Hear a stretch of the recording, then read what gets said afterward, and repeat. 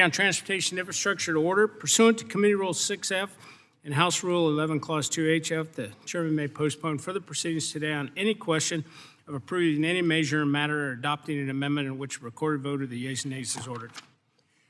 I'd ask unanimous consent that the chairman be authorized to declare a recess at any time during today's meeting, and without objection, that is so ordered. All rosters and texts have been distributed electronically, and paper copies are also available here in the hearing room. As a reminder, the committee may use an electronic voting system for any requested recorded votes. So today, the committee is considering approval of updated subcommittee rosters due to changes on the majority side, the fiscal year 2027 views and estimates of the Committee on Transportation and Infrastructure, and a General Services Administration Capital Investment and Leasing Program resolution. And finally, I'd ask unanimous consent for the committee to use an amendments roster for any items under consideration by the committee. And without objection, that's so ordered.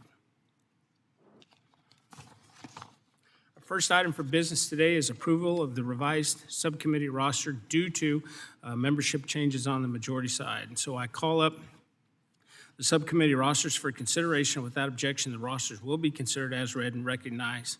I recognize myself for a quick statement.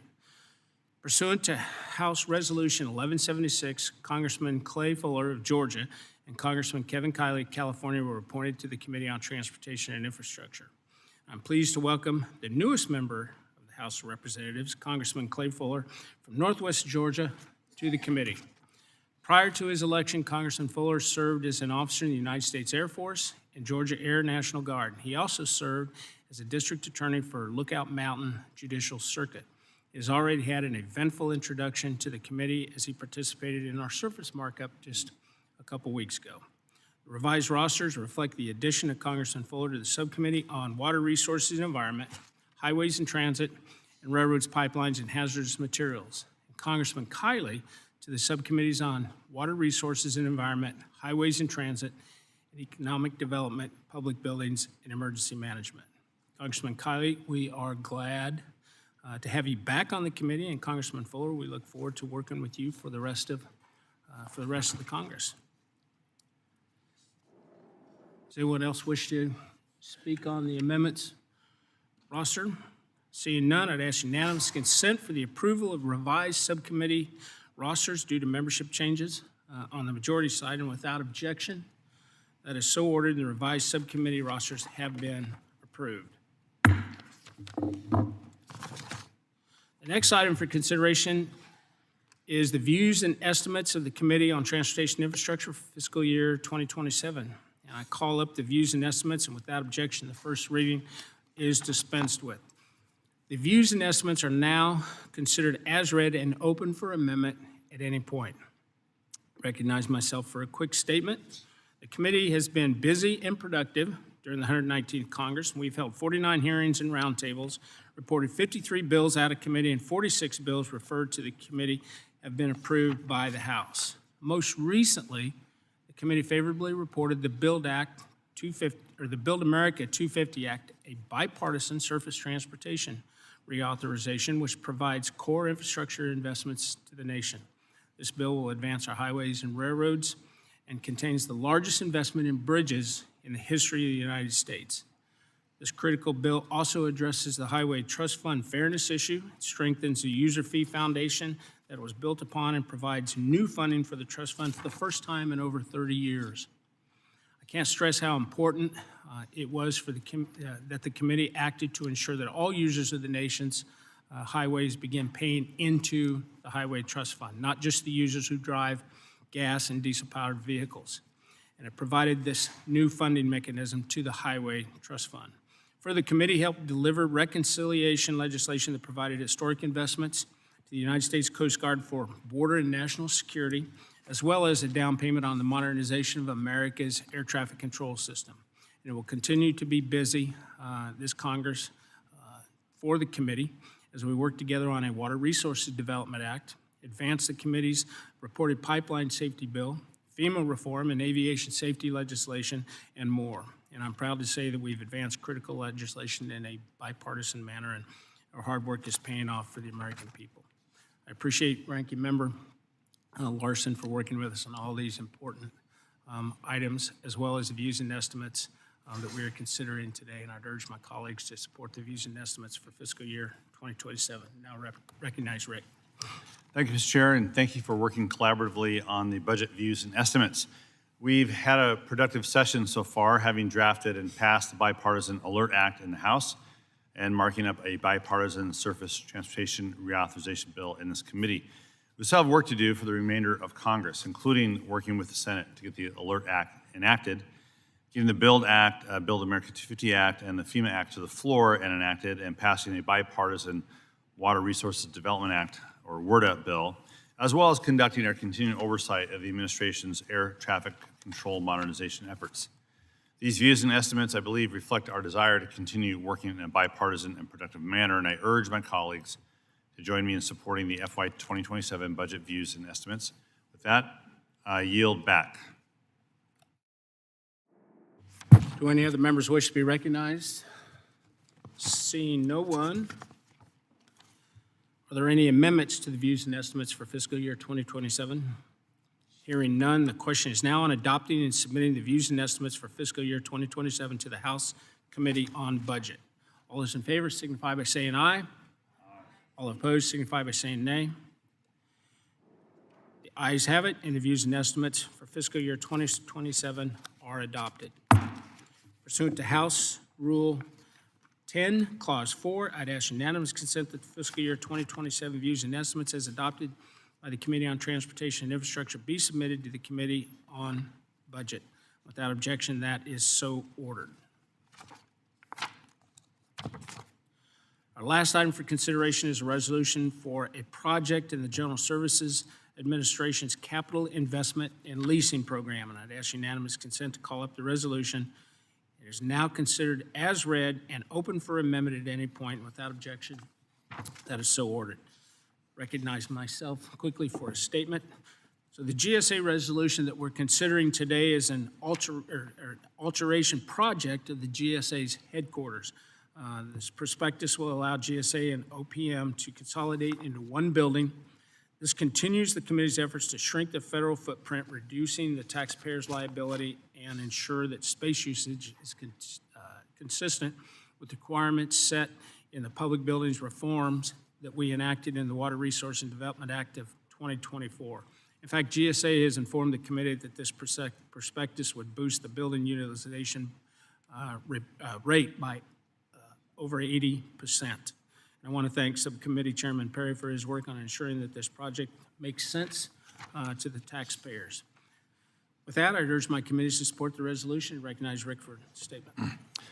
Thank you, Mr. Chair. I support the GSA's resolution before us today, which provides the GSA with the authority to renovate its headquarters building located at 1800 F Street Northwest in the Capitol. 1800 F Street was constructed for the Department of Interior in 1917 and placed on the National Register of Historic Places in 1986. Between 2009 and 2013, GSA used American Recovery and Reinvestment Act funding to renovate elevator, mechanical, plumbing, and life safety systems in 60% of the building. But the remaining 40% of the building has been empty due to poor ventilation. In 2026, FY 2026, that is, GSA submitted the prospectus before us today, which provide GSA with $239 million to complete the renovations. GSA plans to keep this building in its inventory and co-locate the Office of Personnel Management there. According to GSA, once GSA and OPM are in the building, the utilization rate will exceed 80%. So I support this resolution and urge my colleagues to do the same, and with that, yield back. Does anyone else wish to be recognized on the GSA resolution? Seeing no further speakers, are there any amendments to the GSA resolution? Hearing none, the question is now on the adoption of the GSA resolution. All those in favor signify by saying aye. All opposed signify by saying nay. Opinion of the chair, the ayes have it, and the GSA resolution is agreed to and approved. Thank you, everyone, for participating today. Pursuant to Committee Rule 6 of the Rules of the Committee on Transportation and Infrastructure, I note the presence of a quorum for actions taken on all committee business today. I'd ask unanimous consent that the staff be authorized to make all necessary technical, clarifying, and conforming changes to each item adopted today to reflect the actions of the committee. Without objection, that is so ordered. I would remind members that we're about to transition into an aviation subcommittee hearing. Please allow staff just a moment to prepare the hearing room for the next committee activity. And with that, the Committee on Transportation Infrastructure has completed its administrative and organizational business for the day. The committee stands adjourned.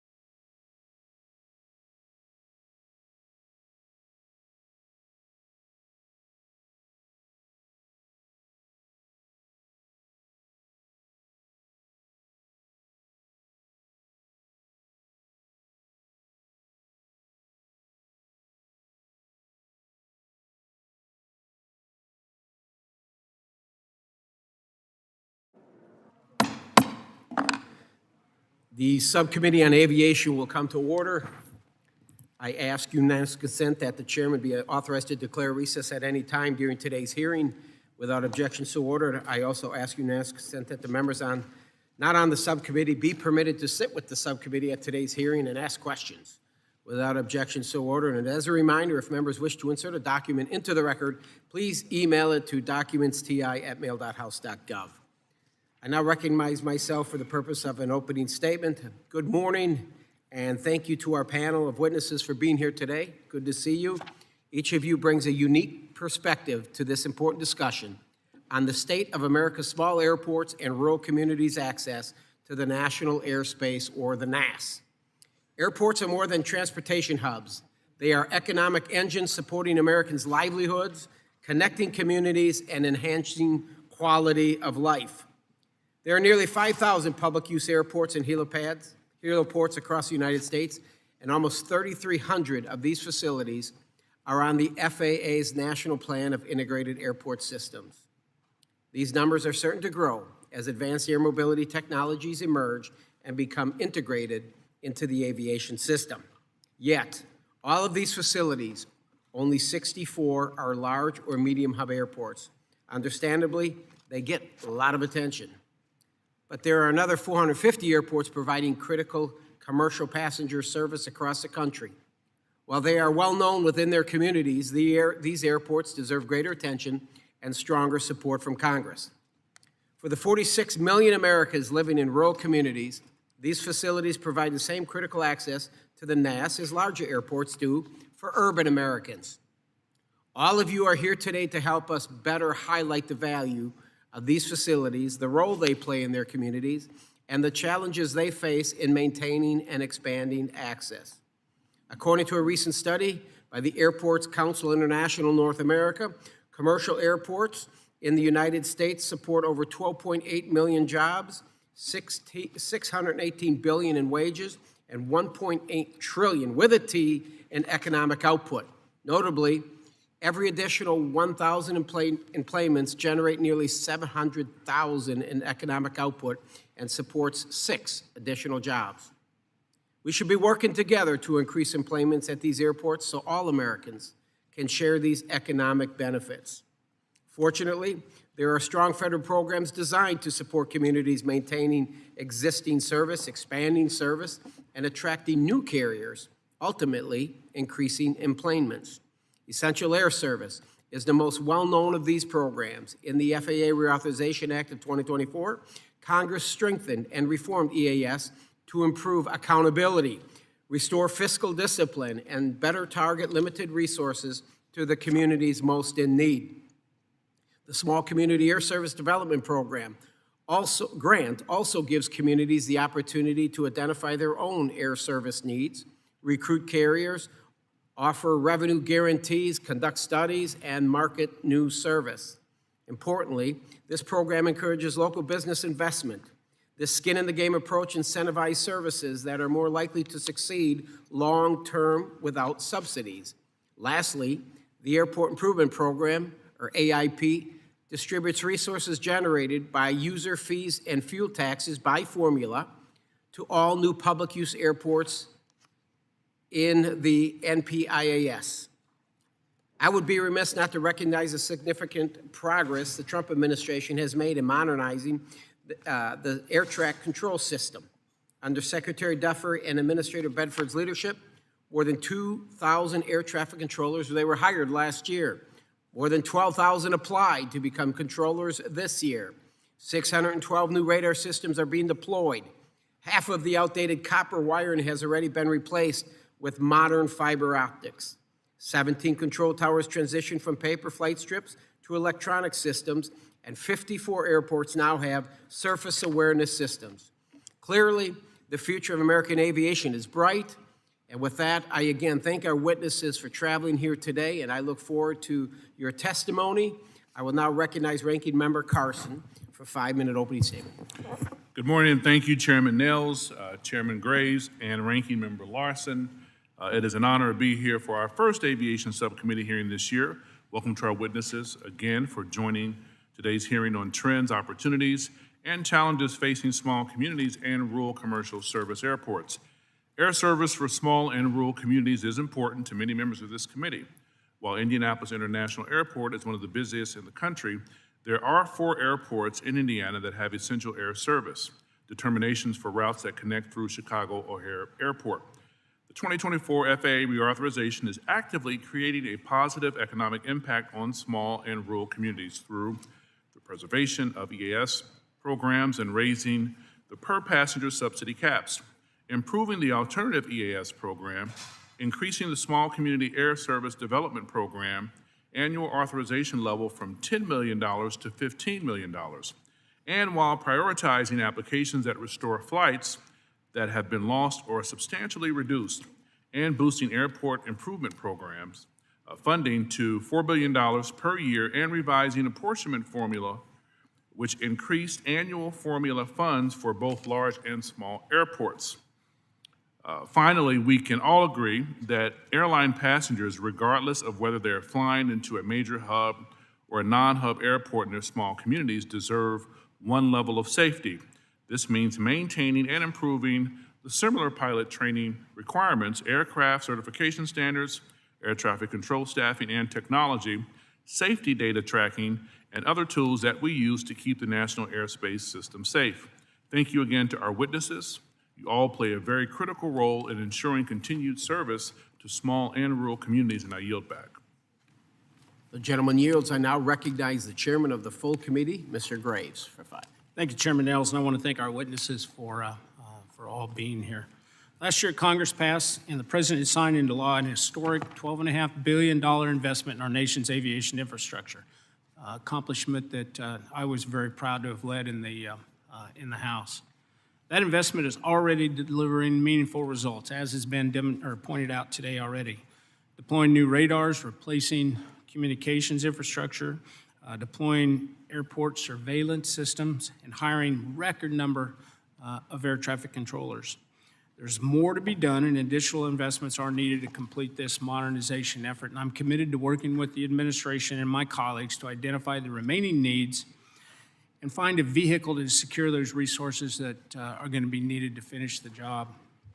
We must continue to build upon the momentum initiated by last year's historic investment and expeditiously roll out the most modern and safest aviation system possible.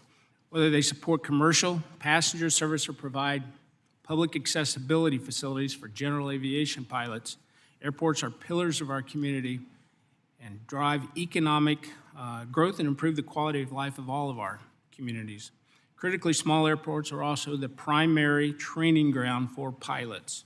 We must protect and preserve our freedom to fly for everyone, whether they are operating a personal aircraft or conducting business aviation or traveling as passengers on commercial airlines. That's why I'm proud that this committee worked in a very bipartisan fashion to pass the FAA Reauthorization Act of 2024, and we continue to conduct strong oversight of its implementation. This bipartisan law made important reforms to the aviation sector by addressing workforce challenges, improving passenger experience, establishing the first ever general aviation title, and increasing financial supports for our airports nationwide. And with that, Mr. Chairman, I yield back. The gentleman yields. I now recognize the ranking member of the full committee, Mr. Larson. Thank you, Chair Nels and Ranking Member Carson, for holding today's hearing on connecting rural America to the national airspace system. I thank the witnesses for joining us today, and we have plenty to discuss. I look forward to your testimony. Airports are vital economic engines that power our local communities, especially in small and rural ones, and many of the ones I represent. They serve as critical transportation hubs to safely bring people together. This will be important in the coming weeks as fans travel across the country and from around the world to watch their favorite teams in the World Cup. And we look forward to welcoming them to the Pacific Northwest, where Seattle and Vancouver will be hosting 13 of those games. Airports also generate good jobs, stimulate local businesses, and attract financial investment. A 2025 Airports Council International North America study found that airports with commercial service support 12.8 million jobs and produce $1.8 trillion of annual output. In my district, we have a few small airports, ranging from Arlington Municipal Airport in my hometown, which dates to 1934, Orcas Island Airport, Lopez Airport, Friday Harbor Airport, Skagit County Regional Airport, I don't want to forget Concrete Airport. There's a few more as well. They're all going to call me and tell me I forgot to name them. But Congress recognized the importance of small and rural airports when we passed the 2024 FAA reauthorization. The law increases funding for the Airport Improvement Program to $4 billion annually, which at least $150 million must be spent on airport climate, noise, or other environmental projects. The law also improves the lives of neighboring airport communities by requiring the FAA to develop a plan to transition away from leaded fuel in general aviation by 2030. So whether connected via regional airlines, charter flights, or general aviation, these small and rural hubs serve as alternatives to overburdened metropolitan airports. Unfortunately, regional and value airlines face specific challenges ranging from workforce issues to surging fuel prices. Many of you mentioned in your testimony that increased demands on the NAS have also increased demand for a skilled aviation workforce. Mr. Collins, you specifically mentioned the need for more aviation maintenance technicians, while other witnesses referenced the increased competition for pilots. To meet these needs without decreasing our safety standards, Congress, the FAA, and stakeholders must expand the talent pipeline and improve efforts to recruit, train, and retain a robust U.S. aerospace workforce from every part of our society. To address this, the 2024 reauthorization invests $60 million annually in aviation workforce development grants to train the next generation of aviation manufacturing workers, airport maintenance technicians, and pilots. In the Northwest and across this country, aviation means jobs that pay well and are key to long-term economic growth, and I encourage the FAA to quickly implement these programs and distribute these grants in a timely manner. Ms. Black, your testimony also touches upon small aircraft economics and how increased operation costs have led regional carriers to use larger, more efficient planes. Mr. Collins and Mr. Pecoraro, you both explained that a factor contributing to this trend is the lack of regional jet manufacturing pipelines, just as there aren't many options for new fuel-efficient regional jets. It's a challenge that the Pacific Northwest is up to tackling. To help meet these regional aircraft needs, the 2024 bill directed the FAA to bring on a much-needed expertise in its aircraft certification office. We have to maintain the certification office's institutional knowledge to meet the requirements of the aircraft certification reform law and grow the agency's technical expertise to better assess new designs. In this way, when new regional aircraft are designed and proposed, staff at the FAA are there to support that innovation. Finally, we can't talk about the small and rural connectivity of airports without discussing how the President's actions in Iran have spiked fuel prices, specifically jet fuel. In general, fuel expenses account for a larger share of air carrier budgets than most other industries, making them particularly vulnerable to price fluctuations. Exacerbating this issue, smaller regional and value air carriers have fewer resources than their larger counterparts to absorb these rising operational costs. Consequently, the drastic increase in jet fuel prices places a unique financial burden on regional and value airlines, often forcing these carriers to reduce flight frequencies, further eliminate routes, or increase ticket prices. This directly impacts small and rural communities through rising travel costs or a loss of service altogether. We can't allow this to happen. The President needs to resolve this fuel price crisis of his own making. As this committee considers the future of rural aviation and small community connectivity, we have to continue investing in the airports, in workforce, and in the innovation that keeps our communities connected to the NAS. We can't ignore the economic pressures facing regional carriers, including rising fuel costs that threaten service to the very communities that depend upon it most. So I look forward to the hearing today and hearing from today's witnesses on how we can help strengthen rural connectivity, uphold our safety standards, and support American aviation and innovation. Thank you. The gentleman yields. Briefly take a moment to explain our lighting. You guys have been here before. We just keep your remarks to 5 minutes, okay? I ask unanimous consent that the witness's full statements be included in the record. Without objection, so ordered. I also ask unanimous consent that the record of today's hearing remain open until such time as our witnesses have provided answers to any questions that may be submitted to them in writing. Without objection, so ordered. I also ask unanimous consent that the record remain open for 15 days for any additional comments and information submitted by members or witnesses to be included in the record of today's hearing. Without objection, so ordered. And as your written testimony has been made part of the record, the subcommittee asks that you limit your oral remarks, again, 5 minutes. With that, Ms. Black, you're recognized. Thank you, Chairman, Ranking Member, members of the subcommittee. Thanks for holding this hearing today, and thanks for the opportunity to be here. Last year, regional airlines flew 1 and 3 departure and served almost all U.S. airports. We fly to communities of all sizes, but for 2/3 of the nation's airports, we provide the only source of scheduled commercial air service. That service connects people to healthcare, colleges, military bases, and loved ones. It supports $153 billion in yearly economic output and about 1 million jobs. But rural America still doesn't have the air service that it needs. A pilot shortage that predated the pandemic worsened after it, forcing regional airlines to park about 1/4 of the fleet and pushing small community air service into crisis. Today, overall service is up, but passengers don't experience air service in the aggregate. They experience whether their local airport still has the schedules and destinations that meet their needs. Today, 193 airports have fewer flights than before the pandemic, and the average loss at those airports is 31% of their flights. 35 have lost more than half their flights, 14 airports have gone dark completely, and smaller airports are faring the worst. Several forces are driving this. First, infrastructure. Safety is the foundation of everything we do, and air traffic control modernization is foundational to safety. I'm a member of the Modern Skies Coalition, and I support its goals. We cannot leave rural airports behind. The focus on DCA is necessary. The families who lost loved ones last year deserve nothing less. That same vigilance belongs everywhere. Each day, our members fly into small airports, contract towers, and non-towered fields with GA, medical, and military flights, and without the situational awareness tools that are standard elsewhere. We ask Congress to extend risk-based airport safety reviews, equip contract towers with digital tools so controllers don't separate traffic solely by looking out the window, and we ask Congress to require radio communication at non-towered fields, where it's recommended today, but not required. I thank this committee for embracing ACAS-X. It's the future of collision avoidance technology. It depends on ADS-BN, which gives pilots a real-time picture of nearby traffic. We support both. And we need to be clear-eyed about the timeline. Some suggest ADS-BN is ready fleet-wide now, and that only ACAS-X is the long lead technology. That's not accurate. Both need aircraft-specific development, certification, installation, and supply chains that carriers don't control. That's why we support a right-now safety bridge through electronic flight bags that are mounted in the flight deck.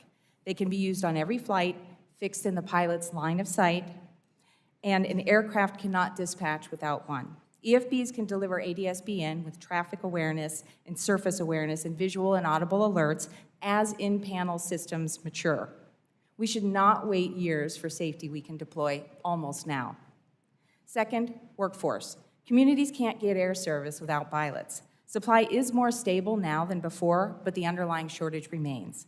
Earlier this year, mainline hiring again outpaced new pilot certifications, and we haven't yet fully rebuilt lost air service. And more than 1/4 of the workforce must retire within a decade. The pipeline is not keeping up, and one reason is cost. Flight education inherently costs more than other degrees, and federal loans fall about $80,000 short on average. Students without wealth are locked out.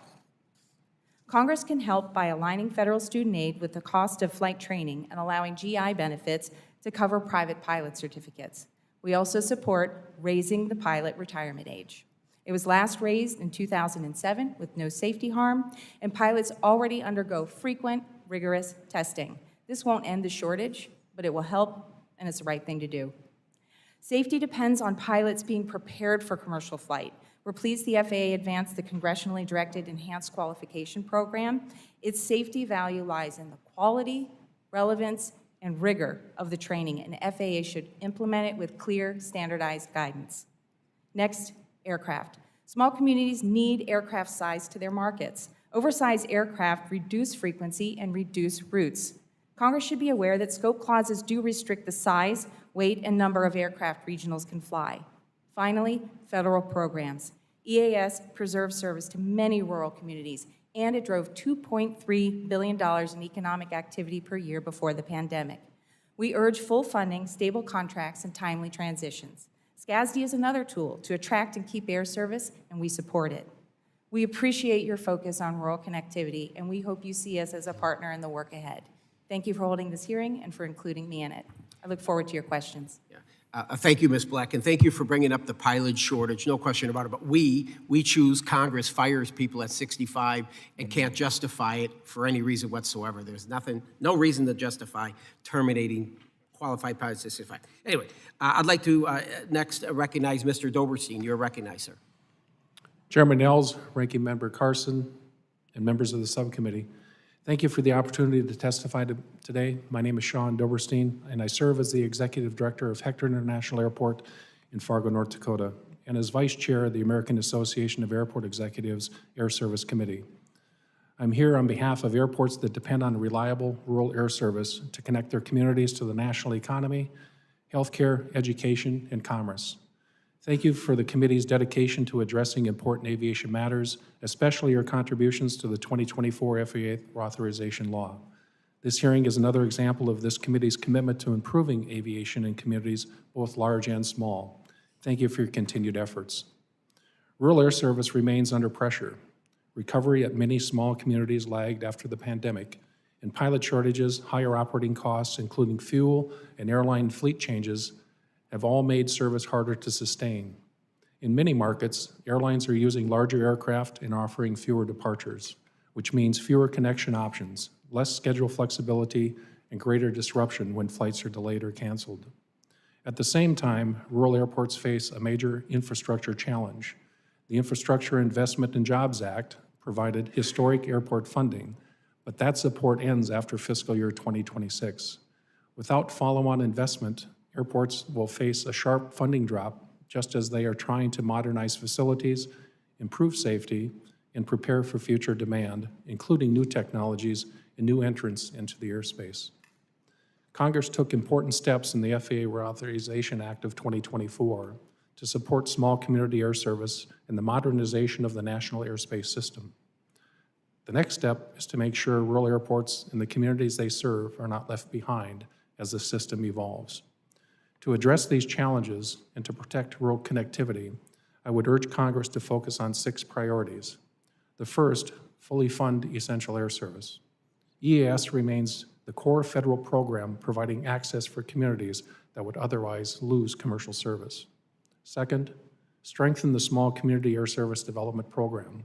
SCASD helps communities attract and retain service, but demand continues to outpace available funding. Third, provide stable airport infrastructure funding. Congress should protect AIP and extend IIJA-style airport investments so smaller airports can address safety, terminal, runway, and tower needs without facing a funding cliff after fiscal year 2026. Fourth, support contract towers. Contract towers improve safety and access to smaller airports. Fifth, support aviation workforce programs. Continued investment in pilots, technicians, and controllers is essential to sustaining and growing service. Sixth, accelerate modernization of the air traffic control system. A safer, more efficient system benefits the entire country, but is especially important for smaller communities, which are often the first to lose service when the system is constrained. In conclusion, rural aviation is not a local issue alone. It is a national connectivity issue. If we want a strong and resilient aviation system, we must ensure rural communities remain connected to it. Thank you for your time and your attention to rural aviation issues. I look forward to your questions. Thank you. Mr. Collins, you're recognized. Chairman Nels, Ranking Member Carson, and members of the subcommittee, thank you for the opportunity to discuss GAO's work related to air service to small communities in the United States. Communities of all sizes seek access to air service as a driver for attracting investment, generating employment, and providing mobility for citizens. However, the economics of the airline industry has traditionally made it difficult to establish or sustain viable air service in some smaller communities. My remarks will highlight recent trends in air service to small communities, market factors that have contributed to changes in air service to small communities, and their effects on federal air service programs, and suggestions from stakeholders and recent studies to improve air service to small communities.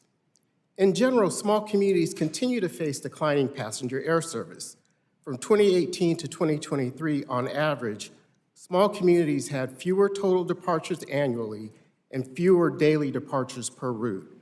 Over the same time period, small communities' connectivity, a measure of a passenger's degree of access to the national aviation system, also decreased. These trends are more acute at non-hub airports that do not receive essential air service program support. For example, from 2018 to 2024, over 70% of these airports experienced a decline in average daily departures per route. Several market factors have affected air service to small communities. First, consumers have shown that they are willing to drive for cheaper flights or better service. In addition, stakeholders reported that increased airline operating costs made air service to small communities less economically feasible, contributing to reductions in air service. These costs have also affected federal air service programs targeted at small communities. From 2018 through 2023, increased airline operating costs contributed to a 31% increase in total EAS subsidies for communities in the lower 48 states. These costs have also affected the Small Community Air Service Development Program by limiting the impact of the grants that communities use to jumpstart new air service. Options that selected stakeholders and recent studies identified to improve air service to small communities include increasing the aviation workforce supply and supporting other transportation modes, such as bus service or new technologies such as electric aircraft. In addition, stakeholders identified a range of options to change the Essential Air Service program, such as focusing assistance on more remote communities or expanding the program to better ensure small airports do not lose air service.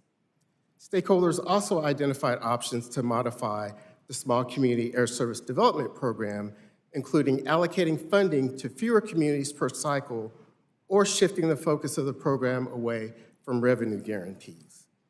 In conclusion, given limited resources, airlines may allocate those resources for the highest return. Because of the unique circumstances of each small community airport and market factors, a combination of creative approaches will be needed to ensure connectivity for small communities. This concludes my statement. I'll be happy to answer any questions. Thank you, sir. I now recognize Mr. Pecoraro. 5 minutes. Thank you, Chairman Nels, Ranking Member Carson, and Ranking Member Larson, members of the subcommittee. Thank you for the opportunity to appear before you on behalf of the National Association of State Aviation Officials. I appreciate your continued commitment to small community air service, and from your opening statements, it's clear that this committee gets it. State agencies directly support small and rural air service in many ways, including financially. Several states provide incentive programs to help communities attract and retain scheduled passenger service. These efforts complement federal programs providing locally responsive support shaped by each community's needs. The challenges facing small community air service are bigger than any one federal program. The nation needs a coordinated strategy. Small and rural communities face long-standing pressures: aging infrastructure, airline economics, security requirements, limited workforce, and the shrinking availability of appropriately sized aircraft. Unless these are addressed together, communities will continue to lose service. We need Congress to direct the U.S. DOT and the FAA, in coordination with other agencies and state and local governments, to develop and implement a national strategy for small community air service. That effort should review existing federal programs, identify actionable recommendations, and define clear responsibilities across government. Continued federal support is indispensable. The EAS program is an important lifeline for many communities, but it has not kept pace with changes in the airline industry and the broader economy. Communities that successfully exited EAS before the pandemic are now unable to sustain service under current conditions. Yet existing law makes it extremely difficult for them to re-enter. Congress should preserve full funding for both EAS and the Small Community Air Service Development Program and update eligibility rules so communities who have lost service have a realistic path back.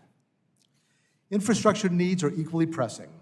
Many small community terminals are aging, undersized, and unable to meet current needs. General aviation airports face similar funding challenges, even though they may provide some of the most practical near-term platforms for emerging aviation technologies and future service opportunities. Congress should continue robust airport improvement program funding at the full authorized level and examine long-term changes to better support non-primary entitlements and general aviation infrastructure. The regional aircraft fleet, vital to many small communities, is in decline. Airlines are moving to fewer, larger aircraft with more favorable economics, while many 50-seat regional jets are reaching the end of their useful lives. When right-sized aircraft disappear, access disappears with them. It becomes harder for smaller markets to maintain frequency, affordability, and reliable connectivity to the national system. We must identify and repair and fix the barriers preventing new regional aircraft from entering the market.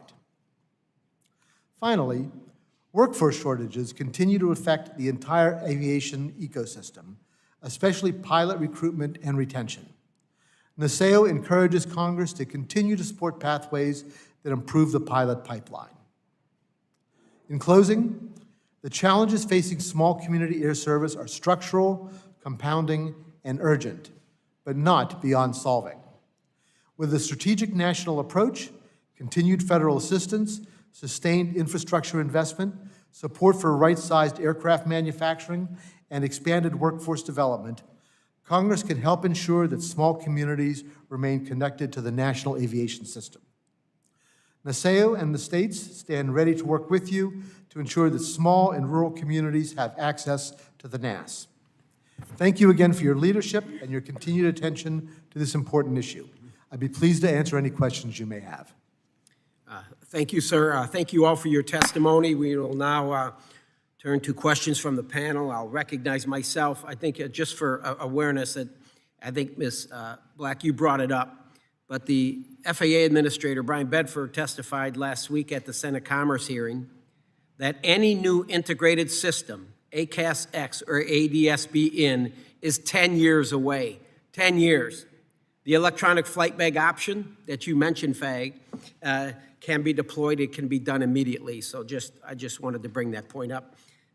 Ms. Black, too, in addition to guaranteeing a safely operated national airspace, we have a responsibility to ensure that rural Americans have an accessible national airspace. The necessity of access for regional aircraft is indisputable. Can you describe any obstacles on the horizon for your carriers, and how can Congress hurt or help? Thank you for the question. I think that the obstacles on the horizon are related to workforce. Certainly, we need to have pilots to operate the flights, and aircraft related. We need to have the aircraft to operate the flights as well. The risks to each, workforce obviously, is that we don't have enough. We see that that pipeline is thinning. There are things that we can do to fix it, including right-sizing student loans so more people from working class backgrounds can get into this career. And with respect to the fleet, it's important that as we advance safety, that we bring it to communities of every size, but we do it in a way that works with the fleet and not against the fleet, or in a way that could ground the fleet. So to your point of the electronic flight bag, that's a way for us right now to create that level of safety while we pursue integrated systems that the supply chain may not keep up with. Those are the biggest, I think, risks right now. Fair enough. Do you have an estimate on how many pilots the regionals will lose to the major carriers over the next 12 months? The next 12 months, did you say? I think I actually saw estimates from 7,500 to 8,500 or so. And to put that into context, the pipeline actually produced about that amount last year, a little bit less actually. And using a 12-month rolling average, it looks to produce about 8,000 or 8,300. So we're already behind. Sure. So what that really means is that the regionals serve 94% of our commercial airports. 94%. Correct.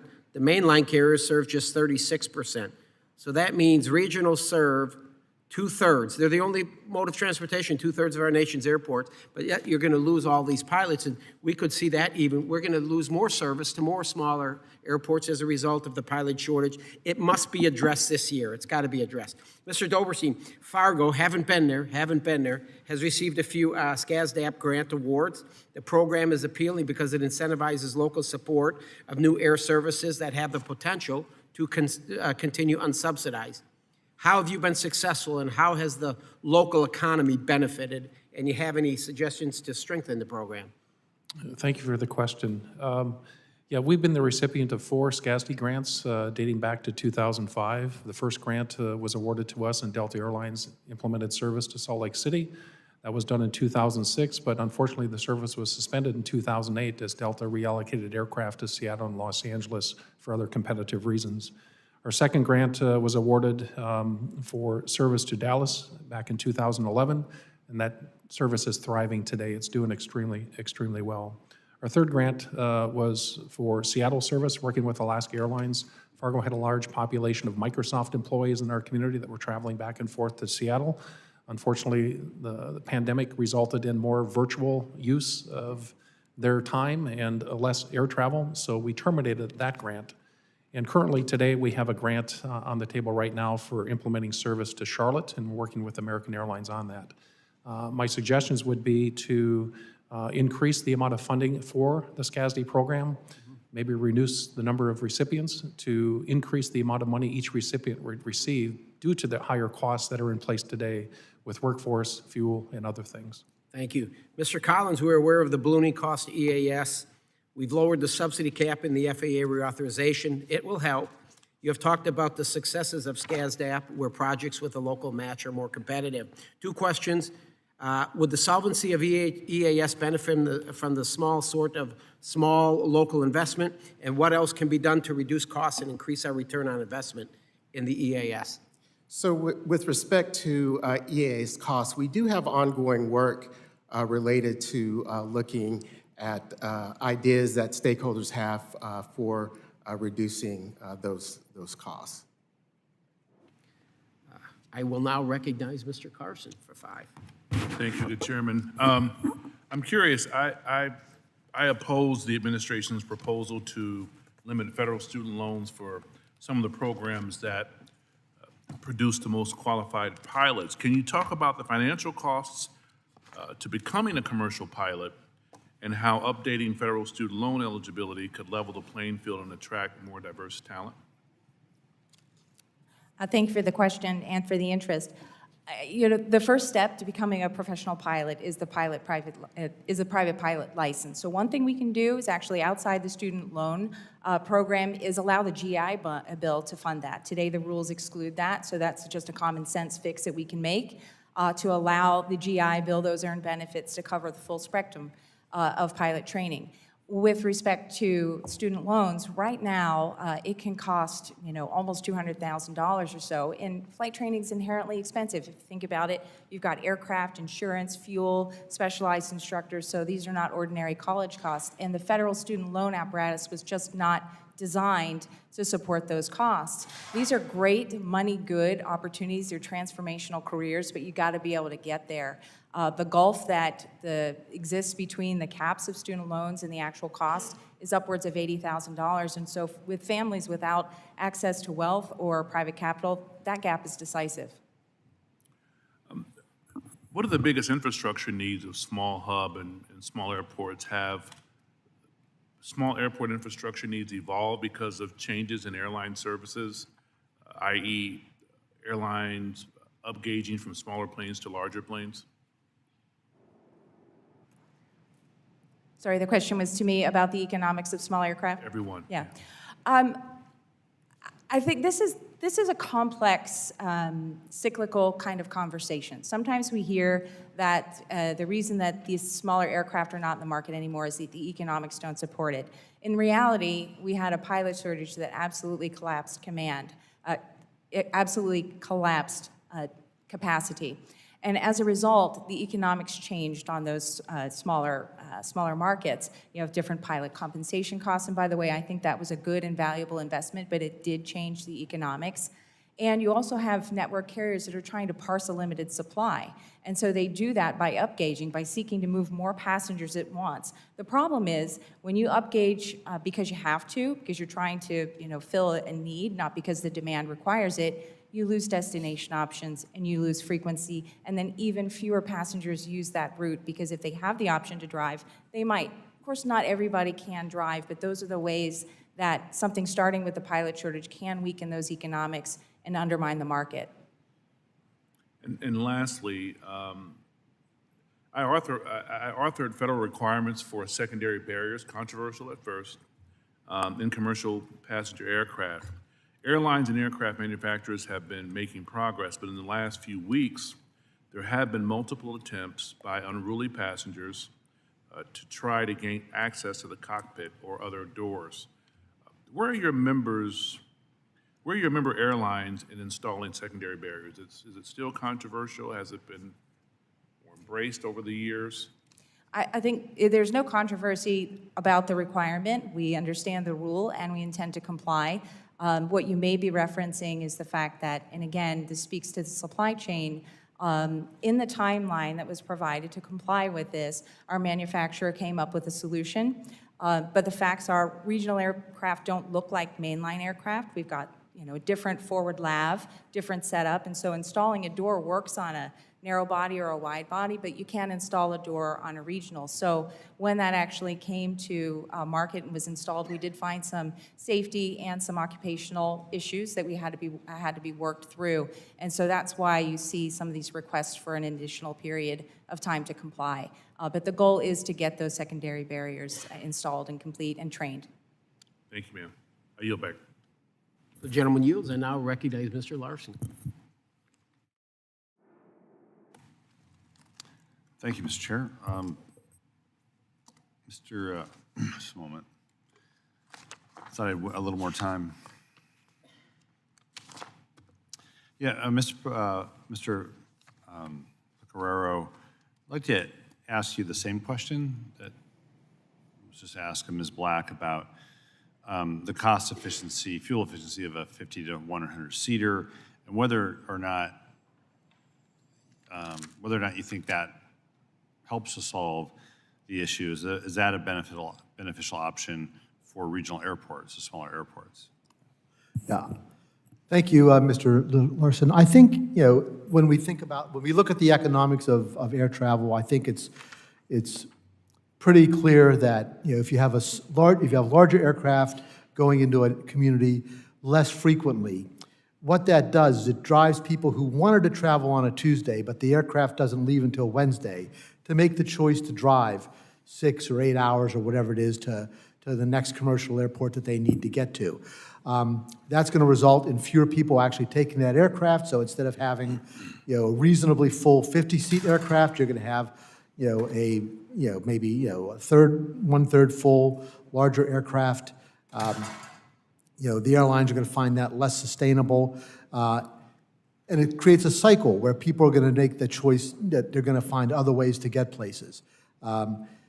What that does to the community is it decreases their access to air service. It decreases their access to business opportunities, economic development, healthcare delivery services, other professional services, tourism. And so it creates a vicious cycle. And so, it's self-defeating in a larger sense. So that's why I think that if aircraft were available and the market could choose the right size aircraft that were available to fit different communities, we'd see much more robust activity in these communities. Oh, thanks. Mr. Collins, I noted in your testimony that you have started or you are studying the high school programs that support aviation maintenance technicians and thinking about the workforce. Do you have a timeline when you expect to finish that? We hope to have that work completed in 2027. I can reach out to your staff and give you a more direct time frame. All right. And related then, have we asked you to look at the Aviation Workforce Development Grant Program? I noted that the administration has come out with a NOFO on it. I'm a little disappointed with the NOFO, but have you looked at the grant program that we first created in 2018. It was known as Section 625 grants. I'll need to get back with your staff to see if we've had any prior work and then to see if that grant program will be a part of any upcoming work. Yeah, great, thanks, I appreciate that very much. Ms. Black, can you explain, please explain how this unexpected fuel shock has impacted carriers?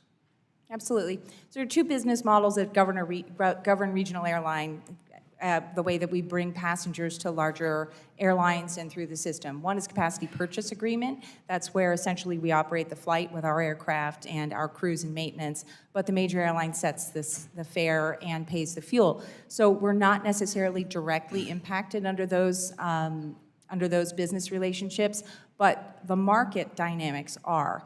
And on a smaller flight, again, with fewer seats over which to absorb cost in a thin market that's already fragile in terms of margins, those economics can get upside down pretty quickly. And that's why, even though we don't necessarily write the checks for the fuel, it can impact the communities that we serve.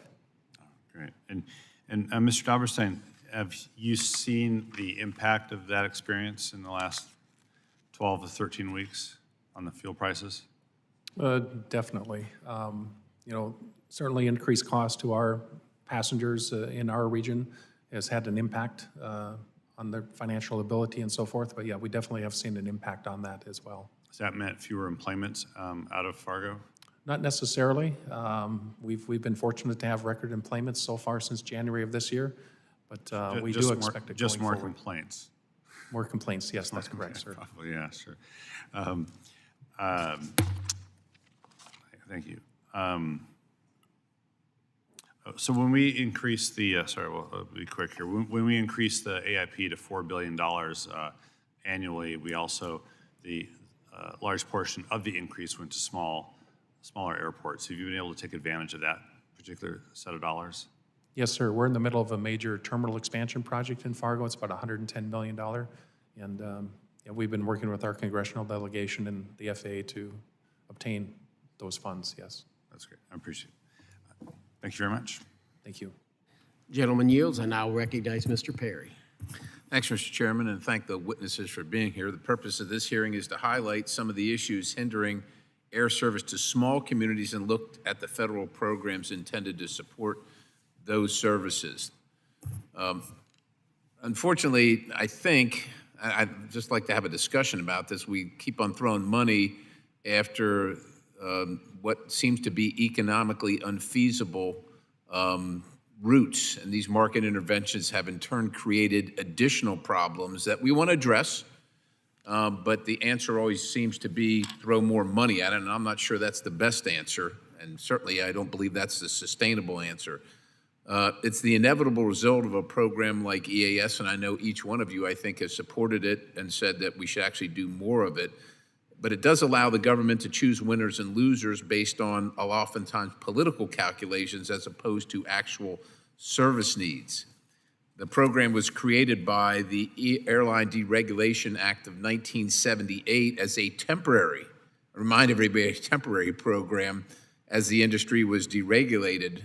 It's a perfect example of no government program really being temporary. It's nearly 50 years later and the program remains in place, receiving $687.5 million in FY26. In recent years, the program costs have skyrocketed, increasing 31% from 2018 to 2024. And there seems to be little incentive to maximize productivity because the government just pays for it. The subsidy does pick winners and losers among airports and communities as neighboring airports compete against those that are subsidized by taxpayers at the federal government level for essentially the same market in many cases. Making matters worse, the DOT has approved subsidies for EAS-funded leisure routes, creating even more government-funded competition for non-EAS airports. Moreover, the EAS program, as well as SCAD's DP program, have created perverse incentive for airlines that damage the ability of non-EAS airports to compete for their subsidized neighbor airports as they are forced into a pay-to-play revenue guarantee scheme just to attract the service. Now, Congress has acknowledged the unfairness of these subsidies and for neighboring airports when creating the program, and it structured it to alleviate the most obvious economic harm created by the issue, which is banning access to EAS subsidies within 70 miles of medium and large hub airports and placing reasonable restrictions within 175 miles. Those restrictions have not applied to small hub airports, however, and those are the ones that have far more limited financial resources to withstand the competition, and they could actually benefit from additional employment.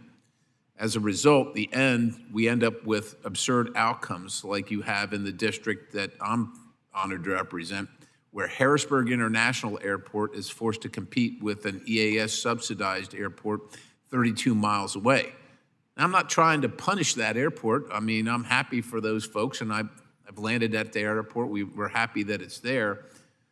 But I have to defend the airport and the airport system that I represent.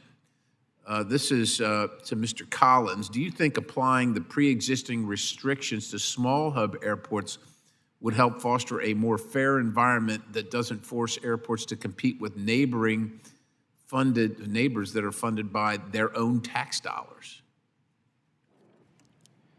So we've not taken a position on that particular issue. Ultimately, those are... Yeah, but I have to take a for position Congress. on that issue. So we're here to discuss that, and it'd be great if the experts, so to speak, would weigh in with something other than, yeah, the situation sucks, but we don't have an answer, so y'all figure it out. That's why we're having to discuss, like, that's essentially what we're saying here, right? So you're saying you don't take, does anybody take a position what on I that? can say is in our discussions with stakeholders, some have noted that perhaps with EAS, it should be targeted to those communities that are quote-unquote truly remote, which again is a decision for Congress to make. But to your point, there are voices that understand that the subsidies can create distortions in the market, and ultimately, again, it's up to you all to decide which. Well, it'd be good to have some information from you folks that live this day in and day out. Look, I'm a fan of airports. I used to fly and land at them. We're not building any new ones, so we want to retain the ones that we have. We all get that. But what market-based reforms do you think that can be made to help these airports grow without throwing, more tax dollars to make them compete against the very money that they earn against their competitors just a few miles away? And like I said, we're not mad at their competitors. We want them to remain too. But there's got to be some market-based approaches because the government has sought to fix this problem. They haven't fixed the problem, and the answer is to throw more money at it, which tends to make either the problem worse for the airport that's not participating or create a whole new problem, which we're not addressing. The gentleman's run out of time. You may have to send him an email. I now recognize Ms. Scholten for 5 minutes. Thank you so much, Chair Nails and Ranking Member Carson, for holding this really important hearing. The Essential Air Service Program is truly a lifeline in my district and throughout other portions of rural America. Muskegon County Airport is a key connector to West Michigan, and since changing EAS providers, the airport and surrounding region has seen incredible growth. In just 1 year, MKG has seen a 55% increase in passenger activity. Through support from the EAS program, enplanement at the airport has increased by nearly 200%, putting it on a clear path to return to primary airport status. Additionally, the airport has made measurable progress in reducing its EAS support from $484 per passenger in 2025 to an expected $300 or less in 2026. This is significant progress, and it's why I'm so concerned about proposed statutory changes to the EAS program outlined in the President's FY 2027 budget. The proposed changes would eliminate EAS budget eligibility for communities within 75 miles of small, medium, or large hub airports. Additionally, the language would eliminate program eligibility for communities whose per passenger subsidy exceeds $350 in the most recent fiscal year, regardless of distance from the hub. If the president's proposals were enacted, rural communities, including Muskegon, would be cut off from critical aviation and effectively the rest of the country. The demands for these services are real and will not simply disappear. Costs will be displaced onto residents and businesses looking to grow their workforce. Mr. Pecoraro, can you please speak to the economic impacts associated with successful use of EAS programs, as well as how limiting access to the program would hurt local job growth and tourism? Thank you, Ms. Schulten. First, let me thank you for mentioning Muskegon County Airport. It is a great success story in Michigan, and we're very pleased at how well they're doing there. I would note that in Michigan, in addition to that, Michigan DOT's Office of Aeronautics operates a commercial air service development program, providing annual grants to commercial service airports across 4 areas: capital improvements and equipment, air carrier recruitment and retention, airport marketing, aircraft rescue firefighting training.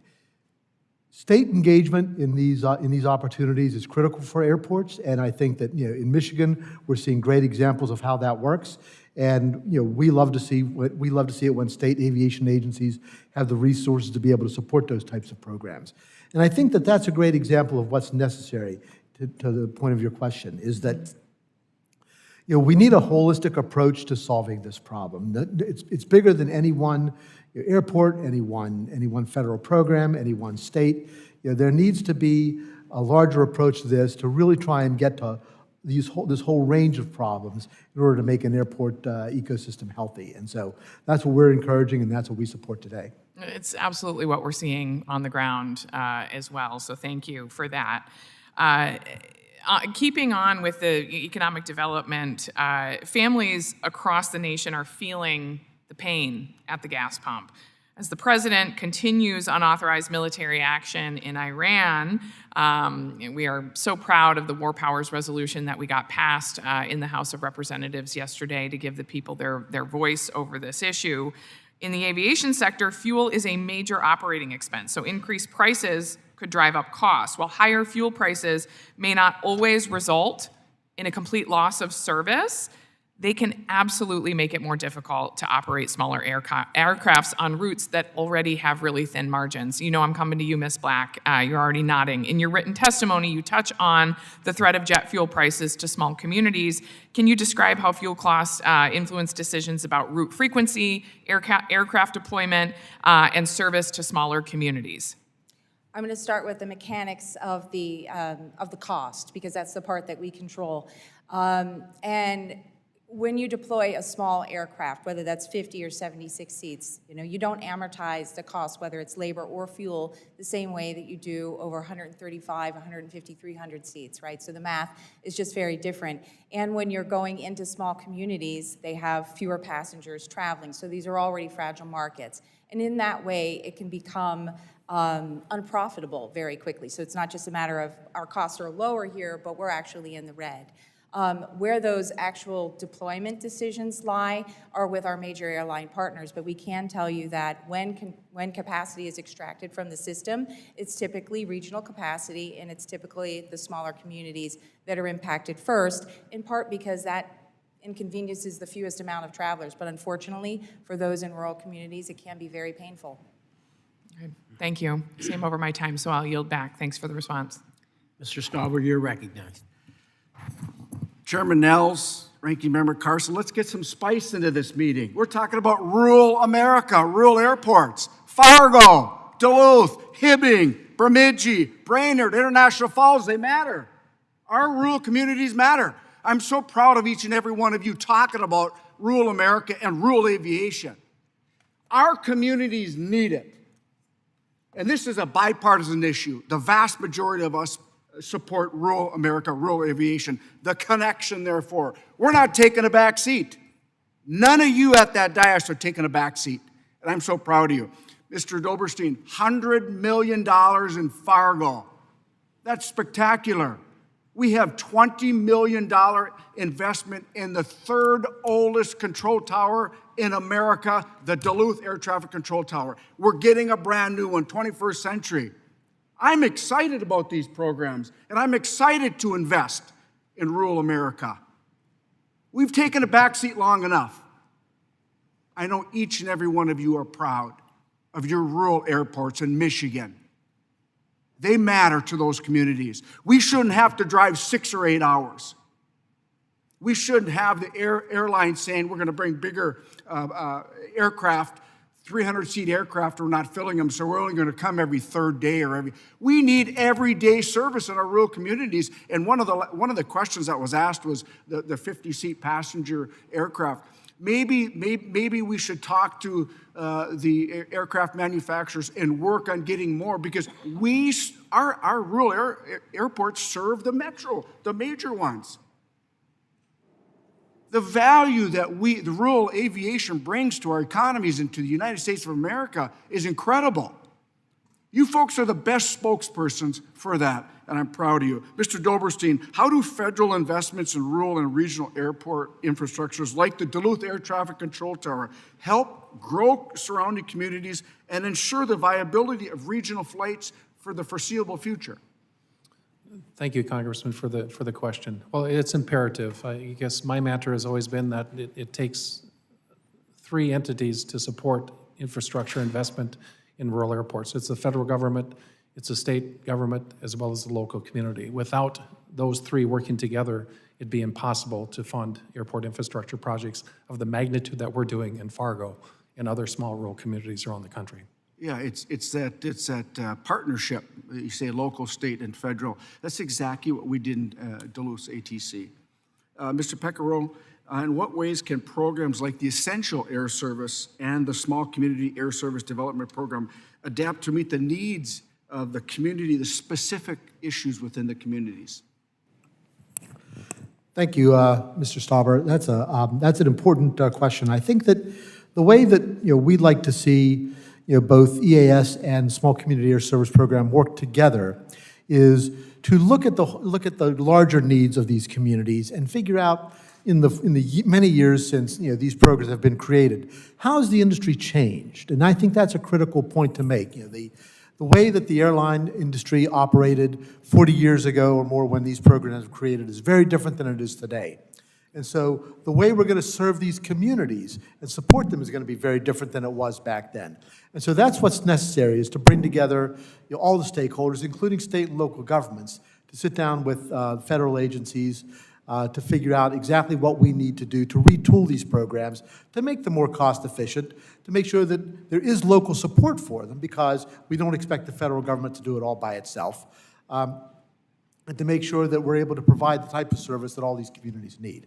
And I appreciate that answer. I like the ability for our local, community, regional airports to make some of the decisions themselves, not be tied so tight to demands. I think you'd agree. Allow our local communities to have some flexibility in their design or passenger experience. Would you agree with that? Yes, sir. And we also think that, looking to the future, that general aviation airports also have an important role to play, particularly as emerging aeronautical technologies provide some new opportunities for people to access the aviation system. Yeah. Well, listen, I'm so excited. I couldn't wait for this hearing because you are all proponents of what we believe in, rural aviation. We're not going to take a back seat, okay? We're going to be loud and proud supporting our small rural communities because we matter. Those of us who live in rural America matter, and you guys are in the fight with us, and I know that the chairman and ranking member are as well. I yield back. Love the passion, Pete. I love it. Ms. Gillen, you're recognized. Thank you, Mr. Chairman, and thank you, Ranking Member, and thank you to our witnesses for being here today. I am proud to represent New York's 4th Congressional District on the South Shore of Long Island, which is the home to TRACON N90, which manages the most complex and congested airspace in our country. As I saw firsthand when I visited, this facility relies on outdated technology, posing a serious safety risk for the region and for our skies across the country. We must do more to invest in the safety of our airspace and give our controllers the resources that they need. It's equally important that we invest resources in our airport towers, large and small. My district abuts two of the most busy hubs in the country, JFK and LaGuardia Airport, but also smaller airports on the east end of Long Island, and I believe all of these airports deserve our support. The smaller airports participate in the FAA's Contract Tower program, which allows the airports to contract out operation of their towers to save these systems money and enhance safety. Unfortunately, many of these contract towers lack access to real-time situational awareness tools that are now the standard at the larger airports and that enhance the controller's visibility of aircraft operations. Last month, my colleague, Congressman Begich, and I worked together to introduce the Bipartisan Air Traffic Situational Awareness Enhancement Act, which would help close this gap by requiring the FAA to acquire and install these tools at contract towers and establish a training program to ensure controllers can effectively integrate and use them. I appreciated Ms. Black mentioning this important initiative in her testimony. So Ms. Black, I'd like to give you a chance to speak a little bit about this important issue and how critical it is that we address this safety gap and move our legislation through Congress. Thank you, Congressman, and thank you very much for your bill. When we talk about air traffic control modernization at smaller communities, sometimes that just means doing the basics. And as you recognized, some of the towers don't have radar, they don't have ADS-BN in the tower, they don't have that advanced digital situational awareness, and so they're looking out the window to separate aircraft visually. That is risk in the system, and it's something that we can mitigate right now. Your bill would do it. We're strong supporters, and count on us to help you advance it because it should be passed. Well, thank you. I appreciate that. And as I mentioned, TRACON N90, the air traffic control facility for managing the New York airspace, is located in my district, and N90 controllers are responsible for managing air traffic in and out of two of the busiest airports in the world, JFK and LaGuardia, in addition to the smaller regional airports in the region like Republic Airport in Farmingdale and MacArthur Airport in Islip. Despite their role managing the busiest airspace in the country, the N90 facility is among the most outdated and understaffed. While our aerospace industry continues to innovate and evolve, our controllers at N90 still work with floppy disks and paper strips. Mr. Dobberstein, in your testimony, you mentioned the impact of air traffic control constraints on smaller communities like yours. Can you elaborate more on the problems that these smaller communities face today because of our lack of investment? Well, one example would be the reduction in our frequencies to Chicago. Earlier this year, one of our carriers announced that they were going to add service to Chicago, additional capacity opportunities for our passengers. And then as the cap came in place between the FAA at Chicago O'Hare, those flights were taken out. So our community is going to miss out on that additional frequencies and opportunities for our traveling public in our region. Yeah, thank you. Mr. Pecoraro, you spoke in your testimony about the potential of advanced air mobility to transform how people and goods are moved. I've met with AAM companies and I'm excited by the opportunities that their aircraft present to reduce airplane noise and traffic congestion in my community on Long Island and across our country. Can you briefly talk about the potential for these new aircraft and the barriers that smaller airports like Republic and MacArthur may face in supporting their operations? Sure. Thank you, Ms. Gillen. Yes. Briefly, I'll just say that we think that while AAM is not a short-term solution, certainly it has tremendous potential in the longer term to provide a great deal of additional access for people in a cleaner and quieter fashion. And we think that's going to certainly important, particularly in districts like yours where that's a concern of many residents. We think that one of the most exciting parts in the shorter term of providing this type of access is for fixed-wing hybrid aircraft to be able to provide regional aircraft as we're talking about access to smaller communities to maybe support or replace some of the aircraft that we were talking about earlier that are phasing out of their life cycle. Thank you. I look forward to working with you on this going forward. Gentlelady yields. I now recognize Mr. Owens. Thank you, Mr. Chairman and Ranking Member. I appreciate today's hearing on connecting rural America to national Air Force base systems and the chance to look hard at whether our policies are actually delivering for small communities. We rightly tout the safest, most advanced airspace in the world. but too many of our rural families, the more basic question is whether they can access it at all. When small town airports lose meaningful service and the only option becomes hours on the road to reach a hub, that means lost jobs, missed medical appointments, and young people who have simply stay home instead of chasing opportunity. And small businesses and local economies that depend on these flights feel it immediately. In the 2024 FAA reauthorization, Congress and President Trump laid out a roadmap for rural aviation, strengthening essential air service and increasing airport improvement funding for airports that keep rural America connected. The FAA now has more authority and resources to support small communities than it has had in years. And I appreciate the professionals that there who are trying to put these tools to work. But folks back home judge success not by what they judge success by what they see on the departure board, not by what's written in statute. They see flights disappearing from small and non-hub airports. They see fares that climb faster in smaller markets than big hubs. And they see airlines consolidating services into a handful of major airports. The message we hear is simple. If federal support and subsidies are on the table, they need to translate into real opportunities for rural travelers, not just the good intentions. I look forward to hearing from our witnesses today what targeted steps this subcommittee and the Trump administration should take next to make sure rural Americans get more than just a few promises on paper. With that, I'll move on to questions. Ms. Black, in the rural states like Utah, many small airports never see a regional jet, may never see a regional jet again, but they could receive or support advanced air mobility and point-to-point connectivity that underserved communities need. With companies like Beta Technologies already active in Utah, ahead of Olympics and DOT leadership, publicly highlighting these opportunities, what does the regional airport industry need to see from Congress to ensure small airports are not left behind as AAM scales? And are we putting the right infrastructure and certification framework in place to make that happen? Thank you for the question. We're very excited about AAM technology. Unlike a lot of the investments, this is coming to market on the smaller side of capacity, on the regional side, so we're excited about it.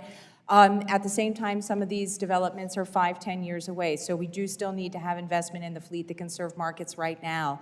In terms of helping airports prepare for bringing this technology online, I think some of the support may be financial. They need to be able to meet the needs of the new aircraft, having charging infrastructure, change the way that we're dealing with propulsion in the maintenance. And so I think continuing to look at that will be really important. At the FAA, it's important that they have the ability to certify these new technologies as they come online and help to integrate them into the system safely.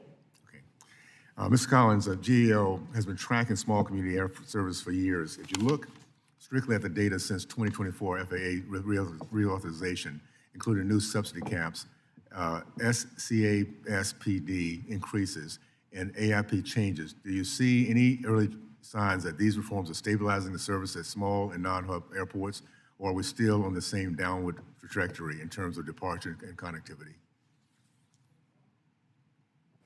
Our work has shown that we're still on the same downward trajectory. I think one of the challenges with the SCASDAP grants is, they're facing cost pressures and can't always provide the minimum revenue guarantees that airlines are demanding. And that makes it difficult for them to attract, and then once they attract, continue service. Okay. Mr. Pecoraro? Okay. Setting federal policy aside for a moment, what is the most effective thing state aviation agencies can do right now with its tools already in hand to strengthen rural air service? Whether that's targeted state grant programs, coordinated marketing, or smarter system planning, what does a gold standard state playbook look like in your view? Thank you, Mr. Owens.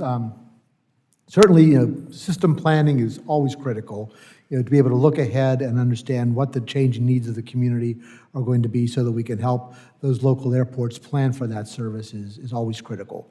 The second most important thing, I think, is the partnership that state aviation agencies have with the FAA. State agencies work closely with the FAA from the headquarters to the regional offices to the airport district offices to make sure that the right funds are flowing to airports in accordance with that system plan, so that we can try and meet the infrastructure needs of those airports. And that's a great deal of what state agencies are concerned with, is trying to make sure that the infrastructure is right.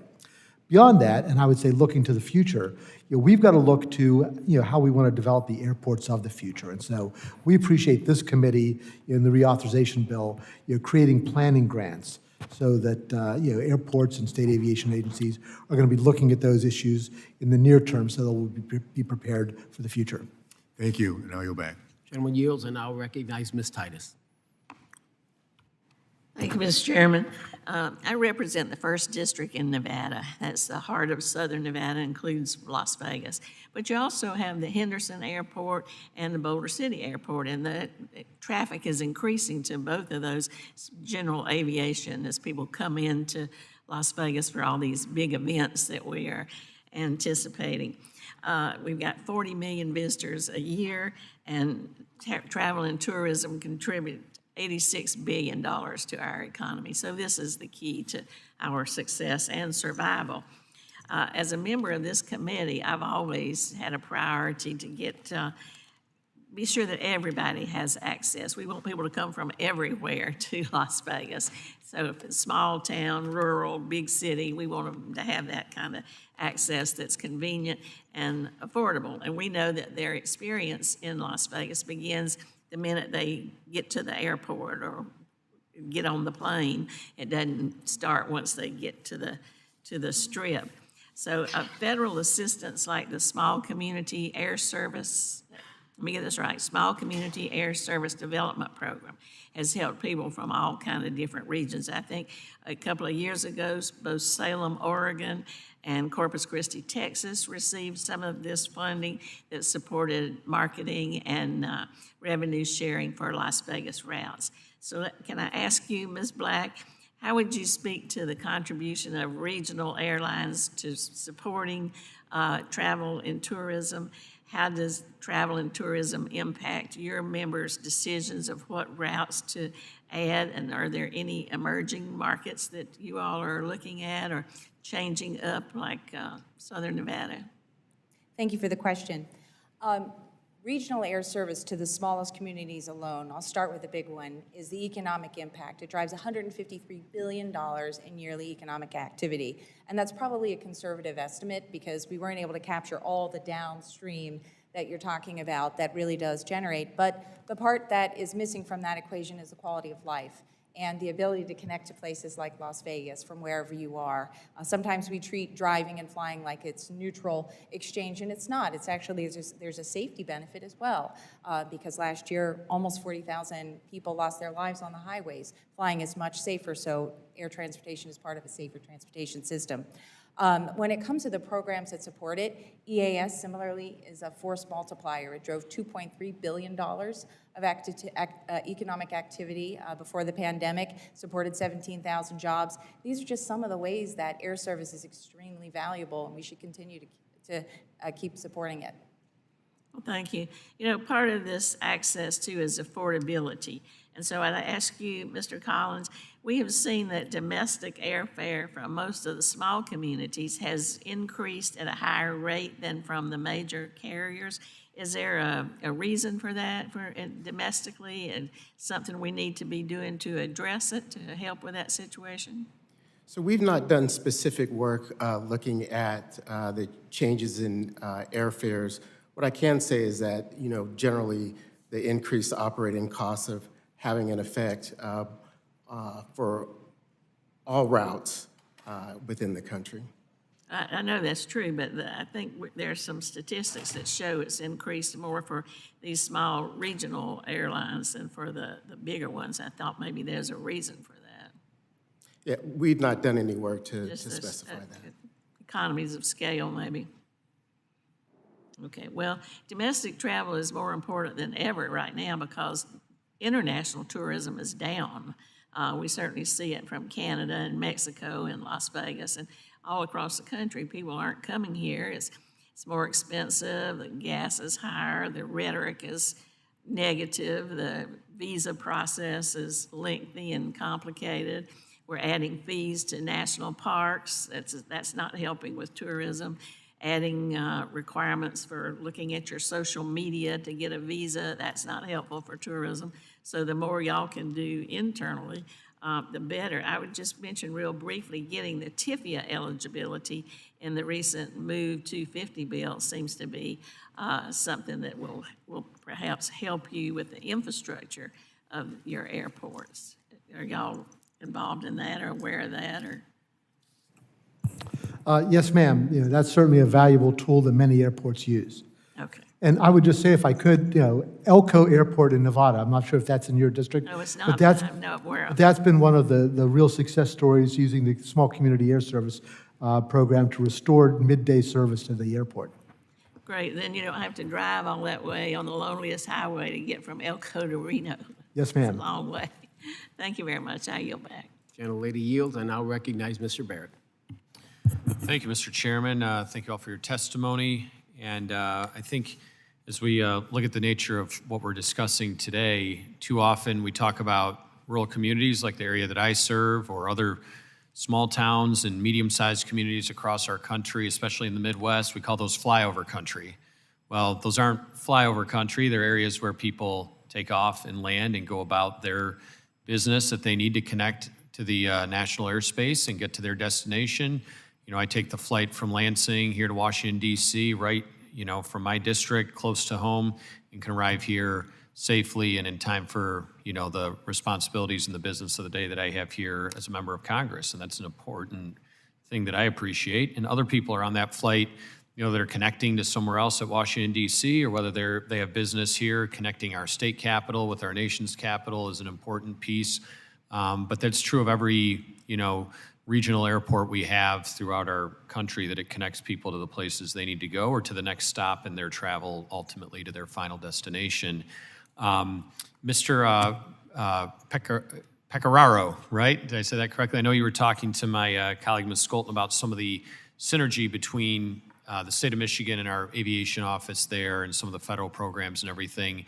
I was curious, one of the things we're proud of in Michigan, and Lansing in particular, is there's this shared collaboration with Lansing Community College around their maintenance program they have through Lansing Community College at a municipal airport outside of Lansing that they train students on for aircraft maintenance, that can be a tremendous career and can help kind of break through some of that shortage that we have now. I was curious if you had any thoughts on that, or any of the work that's being done through kind of an innovative way that we've seen in my district.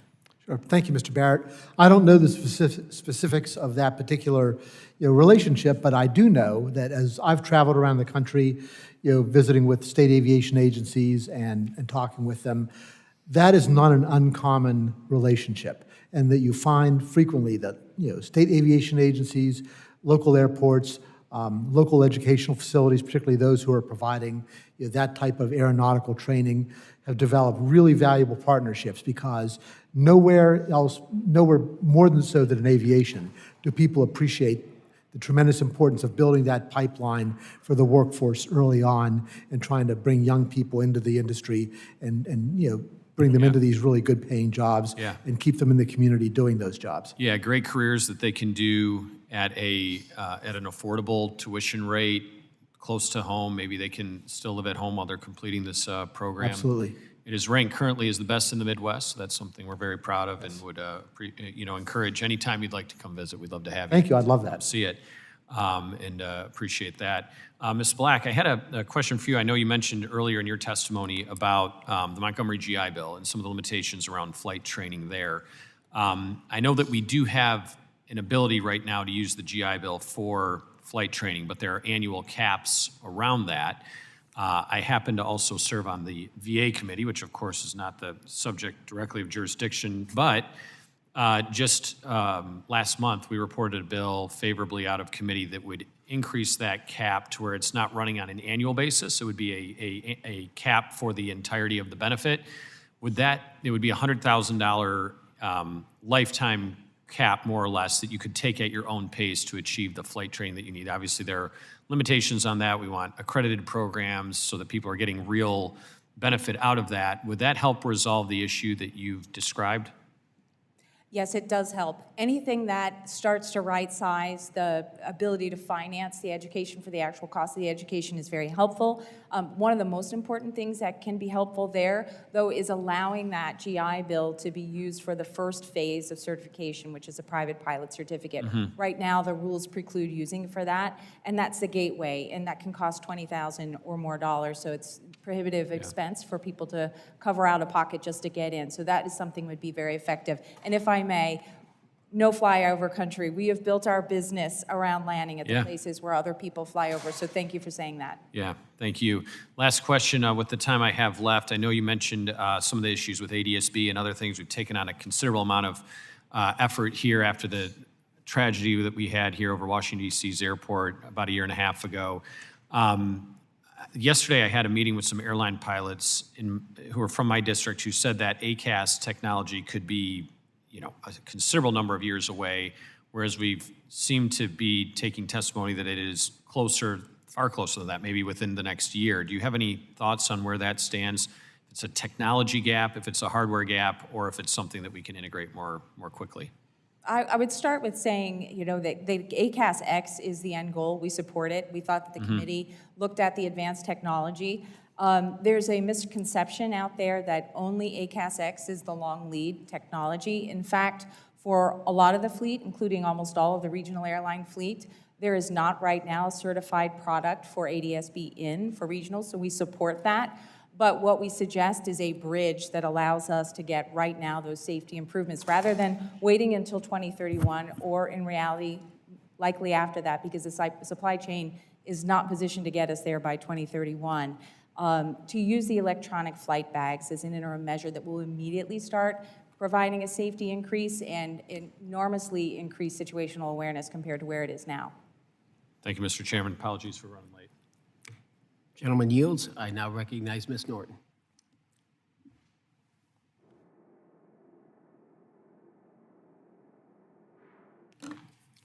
Thank you. I have been working for years to combat aviation noise in the District of Columbia. The 2024 Federal Aviation Administration Reauthorization Law included my provision requiring the Government Accountability Office to conduct a study of helicopter noise in the National Capital Region. The study, which was published in March of this year, recommended that the Army, Navy, Air Force, and the Department of Homeland Security develop and implement awareness and outlaw programs for communities affected by helicopter noise in the National Capital Region.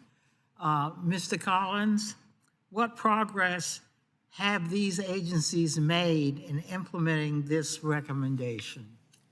So DOD agreed with our recommendations, and they are planning to provide us with a corrective action plan later this month, and that plan will outline the steps that each service will take to implement the recommendations. And so we can keep you and your staff apprised once we receive the plan. Thank you. I yield back. Gentlelady yields. I now recognize Mr. Bresnahan. Thank you, Mr. Chairman. This hearing hits home for Pennsylvania's 8th Congressional District. Northeastern Pennsylvania is home to the Wilkes-Barre-Scranton International Airport, as well as smaller general aviation hubs like Hazleton Regional, Mount Pocono, Cherry Ridge, Flying Dollar, and Wyoming Valley. Non-airport hubs like AVP don't always make it into national conversations, but are just as critical to the region's connectivity and economic vitality. NEPA interstate rail service, not yet, has limited intercity bus options, which means aviation isn't just a convenience for my constituents, it is a lifeline. I'm glad the subcommittee is taking the time today to focus on the challenges facing small and rural communities and make sure they are not left behind. One of the most pressing issues facing AVP, Wilkes-Barre Scranton International Airport, is the FAA has proposed the decommissioning of the Mauser approach lighting system on popular runway 4. Ms. Black, regional carriers like Piedmont are the ones actually flying into airports like Wilkes-Barre Scranton. AVP has shared concerns that the decommissioning of these Mausers will lead to higher approach minimums, reduced capacity, more cancellations, and ultimately lost service. From your perspective, how does degraded approach infrastructure or safety infrastructure in general factor into an airline's decision to maintain or reduce service at non-hub airports? And is this a pattern that you're seeing at other small community airports across the country? Mr. Bresnahan, thank you for the question. I'm going to avoid commenting on the specifics of that because I'm not very well aware of it, but I will talk generally. Having that infrastructure at smaller airports is critical, and ensuring that we bring not just decommissioning, but we actually bring modernization to airports of all sizes is very important. Small airports that have limited runway size, that impacts the kind of aircraft that you can attract to the airport. So we want to make sure that we're moving in the right direction and making investments in our small community airports. Are you seeing any other airports that any of your membership companies operate out of that have seen disruptions because of inadequate upgrades to a specific facility? I'll give you an example of a public-private partnership that developed in response to exactly that kind of a disruption. In Coeur d'Alene, which I believe just has cargo in this specific airport, needed to have a tower. And for years they petitioned to get the tower, and then they took matters into their own hands, and the airline and the community came together and they actually constructed a tower. So the answer is yes, and there's some examples that show it. Oh, I appreciate it. And I know we were all excited about the massive down payment this committee has made in ATC modernization. Billions of dollars are currently being invested and we've seen real capacity and efficiency gains where these upgrades have been made. Mr. Dobberstein, from your perspective as an airport operator, are non-hub airports getting their fair share of those investments? Thank you for the question, Congressman. I don't believe so. I think there's more that can be done for the non-hub and small hub airports around the country to invest in that infrastructure. Fargo being one of them, we're coming up on an aging air traffic control facility in our community and are looking for ways to make improvements or replace that control tower just as they are in Duluth, Minnesota right now. What does the modernization picture look like on the ground at smaller airports? And where do you see the biggest gaps? And what do you think Congress and specifically this committee could be doing a better job to help those small community airports? In terms of technology, just making certain that the most up-to-date technology is available in terms of radar coverage, the equipment that is in the control towers that the controllers are working with is up to date and the most efficient that can be available for them, that the training for those controllers is efficient for the size airport that they're working and the airspace that they're responsible for. And in terms of things on the ground, we're looking at VMAT as well, the transponders for our vehicles, for aircraft in our tower.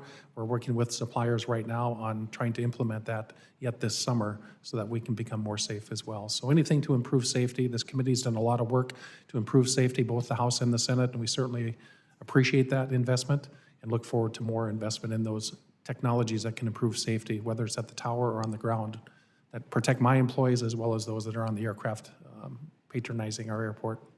Well, I appreciate the feedback, and to all the witnesses, thank you for being here. With that, Mr. Chairman, yield. Gentleman yields. I now recognize Mr. Hurd. Thank you, Mr. Chairman. I want to circle back on something that my colleague from Nevada had mentioned about airport infrastructure financing. I represent Colorado's 3rd District. It's about half of the state's geographic footprint. It's quite large, and airports are a critical part, not just for transportation, but also they are economic lifelines in western and southern Colorado. We've heard discussion about the $175 billion infrastructure gap at airports across the country, in large cities as well as in communities like those that I represent. And I worked with my colleague, Mr. Garamendi, across the aisle on the TIFIA Financing Certainty Act. I'm pleased that that was a part of the Build America 250 Act that we passed out of this committee just a few weeks ago. Mr. Dobberstein, can you talk a little bit about rural airports taking advantage of financing tools such as TIFIA? How important is this to ensure that important projects go from ideas to reality? Well, Congressman, thank you for the question. First of all, thank you and the committee for including TIFIA in the highway bill. That's very important. I believe, and AAA believes, that the program needs to be extended. It's a critical tool for airports to have at their disposal as they look to finance important and critical infrastructure projects at their airport to improve safety and capacity and enhance the experience for our traveling public. So I also do believe that possibly more education needs to be provided to airports so that they understand the TIFIA program and what's available to them, as this is a tool in their toolkit to finance important projects. All right, not everyone's aware of it or aware of how it might be used. Correct. Okay, great. We can definitely do a better job in that regard. Mr. Pecoraro, next question for you. Workforce development and retention are one of the most critical issues in aviation, and rural communities like those that I represent feel that the hardest. Oftentimes, pilot workforce shortages are forcing communities to see reduced service as a result. They also have challenges keeping key staff beyond pilots, air traffic controllers, specialists, TSA, security specialists, aircraft maintenance is another issue, gate agents, and so on. Having a strong workforce pipeline is key to ensuring that we have the strong supply of employees needed to support expanded opportunities for passenger service. I wanted to ask you specifically about a particular technology that's of interest to us in the West, which is, and it could be promising on the air traffic control front, which is remote towers, which allow air traffic control officials to remotely direct traffic to non-towered rural airports. In my mind, this allows for the extra layer of security and certainty that ATC provides, but also gives some flexibility to rural airports to meet their individual needs. How can Congress leverage innovative technologies like remote air traffic control to better serve small and rural airports like those in western and southern Colorado? Thank you very much for that question, Mr. Hurd.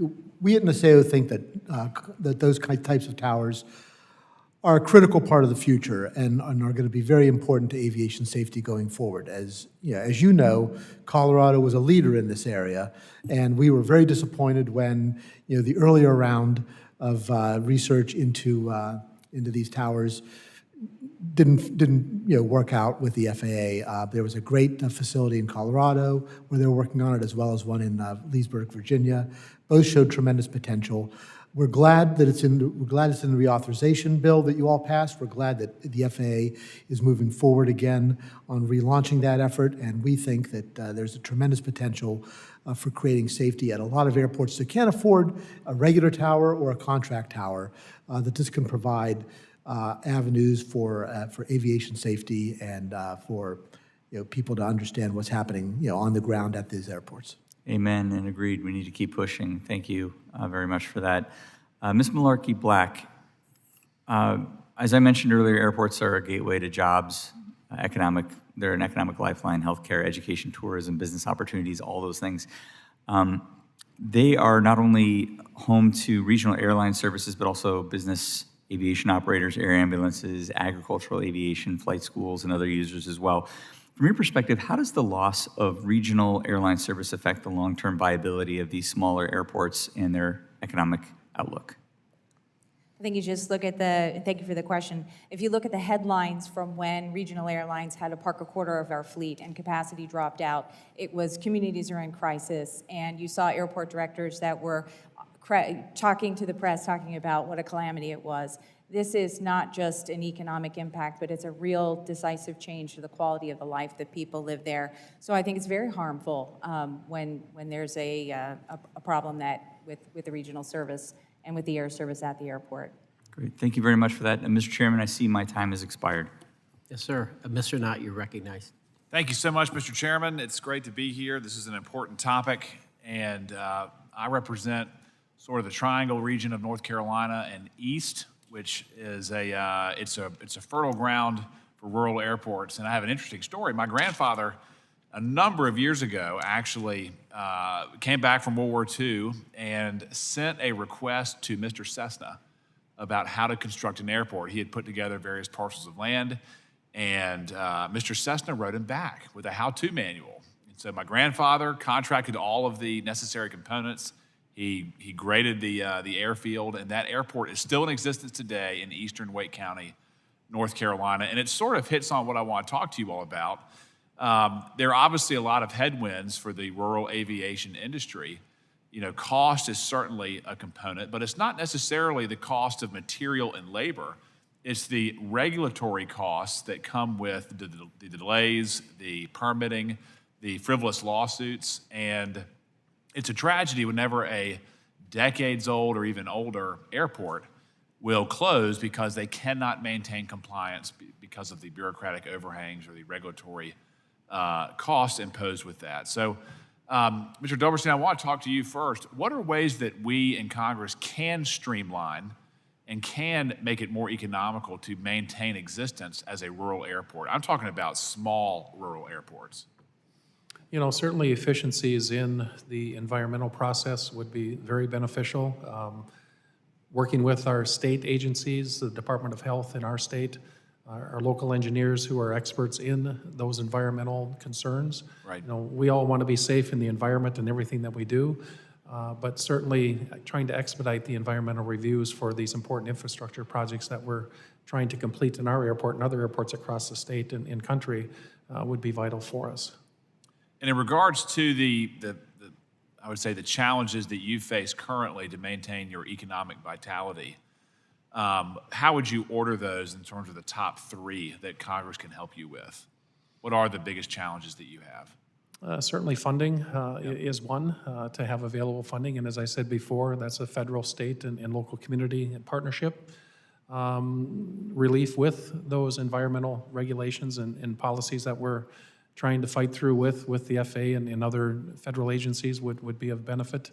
And then also just trying to provide extra funds for safety improvements at our airports and airports across the country to make it safe, not only for my employees that are out on the airfield, but for those that are arriving, departing on aircraft. And is the funding that you're talking about, is it primarily from Washington, or are you talking about private funding as well?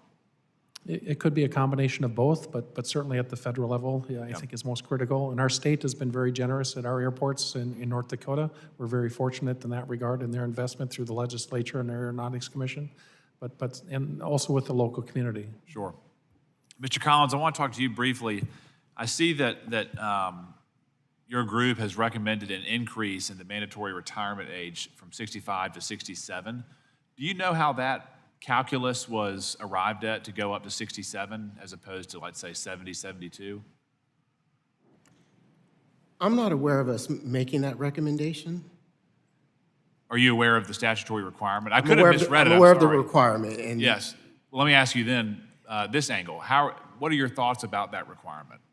So to this point, there hasn't been a safety assessment behind the requirement, so it might make sense to have an assessment to see if there are any safety effects of having the age rate. Do you think that private businesses, states, or other bodies are incapable of determining who could be a safe operator of an airplane?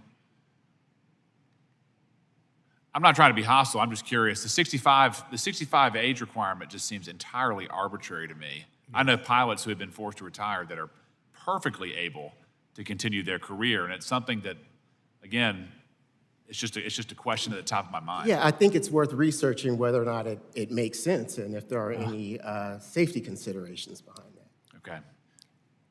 Mr. Pecoraro, do you have any thoughts about that? No, sir, I'm sorry, we don't have a position on that. Okay. In regards to the remote towers, I do want to continue that conversation. There are numerous airports in my district that are waiting for tower approvals and to get the FAA on board with expanding their footprint. And the tower piece is their last component. How can we expedite the use of these remote towers to the more up-and-coming airports? I think lighting a fire under the FAA to move forward with these is the best way to do that. The technology is proven. Yep. I saw it in Leesburg where it worked great. I know that they've got other contractors that they're looking at working with right now, who are different from the ones that were doing it before. But the technology worked 6 years ago when I saw it. It can only have improved since then. The situation that I have is a county called Johnson County, and they have one of the busiest airports in the state. The only thing they need is increased tower functionality, and they have the funding. For a fraction of the cost of a regular tower. Exactly. They just can't get the approval. Yes, sir. Thank you so much, Mr. Chairman. I'm over. I appreciate it. All right. I now recognize Mr. Stanton. Thank you very much, Mr. Chairman. Thank you to our witnesses for being here for this important hearing. For rural communities, reliable air service isn't a convenience, it's essential infrastructure in Arizona. Small airports support our robust tourism industry as well as connecting residents to healthcare, education, and the broader national economy. Take, for example, Flagstaff, Pulliam Airport, the primary gateway for nearly 500,000 people in northern Arizona, a key gateway for visitors traveling to the Grand Canyon. Yet despite strong demand, Flagstaff ranks among the most expensive airports in the contiguous United States. Passengers face fewer flight options, higher fares. They can't just choose a different airport. The next closest commercial airport is more than 90 miles away, an hour and a half in a car. Flagstaff is seeking relief through the Small Community Air Service Development Program, applying for grants to expand connectivity to hubs like Denver and Salt Lake City. Mr. Pecoraro, are there specific changes to the Small Community Air Service Development Program that we should be considering to improve air service in these communities, particularly those like Flagstaff, which have challenges in generating local financial support to be competitive for federal funding? I don't have any specific recommendations today. What I would say, and as I said earlier, is that I think that what's critical is, these programs have been in existence for a long time.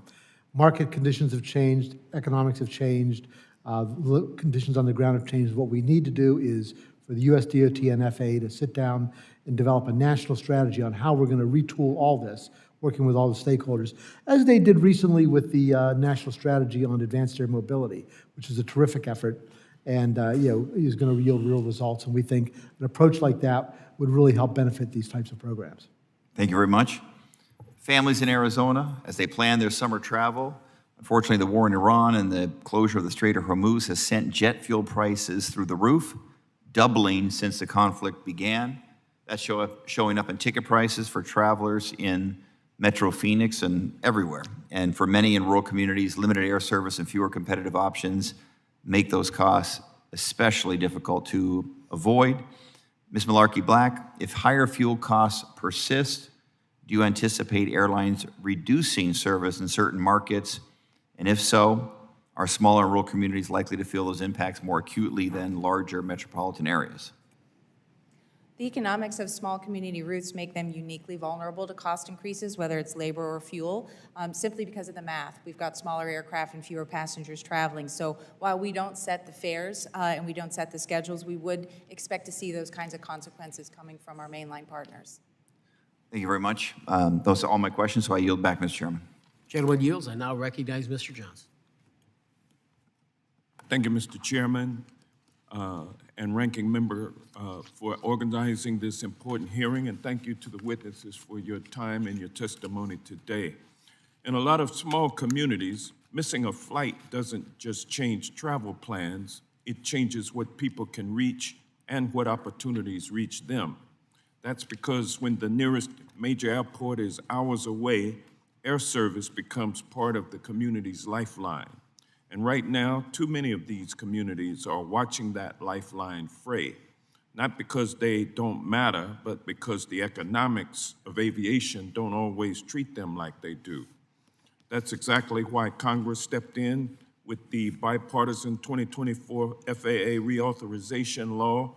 We protected the Essential Air Service Program, the Small Community Air Service Development Program, and Airport Improvement Program funding because safety and infrastructure shouldn't depend on the size of your tax base.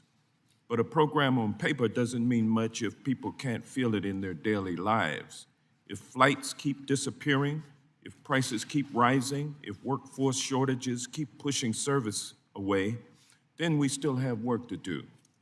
My hope is today that we make sure these programs are doing what Congress intended, keeping small and rural communities connected to opportunity, not cut off from it. Whether you live in a rural community or in a growing suburb of Metro Atlanta, you deserve to be connected. People just want a fair shot, and that's what they deserve. And that's really what this comes down to, making sure that folks in smaller communities aren't treated like an afterthought. These programs exist because Congress made a commitment, and commitments must mean something. I'm looking forward to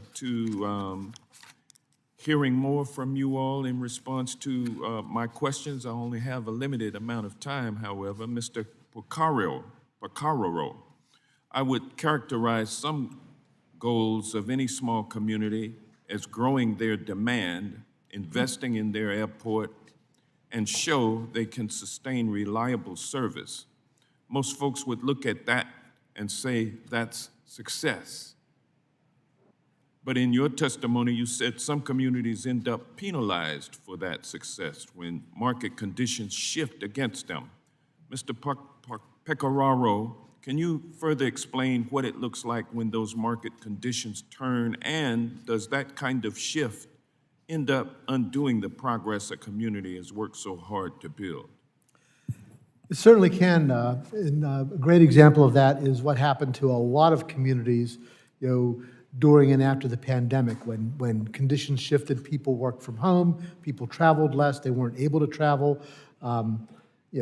Demand dropped significantly, airlines shut down service, pilot shortage was exacerbated, and we saw a lot of communities lose service. And under the current rules of the EAS program, it's very difficult to get back in and use that program to rebuild a successful service that you once had prior to the pandemic. So one of the things that we're encouraging Congress to do is to look at, some kind of a path for some of those communities to get back in and be able to rebuild that service.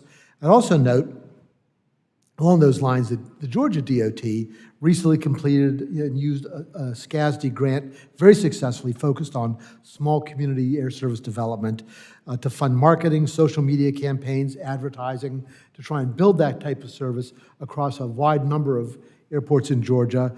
The results increased community awareness of local airports, and we saw a measurable rise in ticketed passengers at each of the participating airports. So these programs do work when they're applied properly.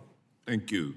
Ms. Black, you've made it clear in your testimony that what looks like low demand is often really the result of the system pulling back first with fewer departures, fewer destinations, and schedules that no longer work for people. Ms. Black, where should we begin to stop this pattern of the system pulling back first? I think we have to start with two things at once. First is the fleet, making sure that we have the right-sized aircraft to serve smaller communities, and equally important, the workforce. We need to have the people to operate the fleets to connect these smaller communities to the hubs and through them and beyond. Thank you. I'm surprised I've got time to yield back, but I shall do so. Thank you. Very well, Hank. I now recognize Mr. McDowell. Well, thank you, Chairman, and thank you to the witnesses for being here to testify before our subcommittee today. Mr. Pecoraro, what would you say are the top 2 or 3 challenges that threaten small community air service? Pilot shortage, phasing the aging out of regional aircraft that are appropriately sized for those communities, and the rising cost of travel. So you would say that the Essential Air Service Program is vital to rural air connectivity, correct? Absolutely. So prior to the Airline Deregulation Act of 1978, the U.S. government managed the aviation industry, and the deregulation changed all of that and introduced an aviation based on the free market. I guess my question for you is, why do you disagree with the criticisms of the EAS program? I don't know that it's so much that I disagree with the criticisms of the program. It's just that I think that the program in the 40, almost 50 years since it was created hasn't really been updated. And the airline industry has changed dramatically from what Congress thought it was going to be when it was deregulated. And I think that that's why, and that's why we need to take a hard look at, what the program is accomplishing right now and think about ways to reform it. I'm not saying, I think, support continues to be important. What that support looks like certainly can change.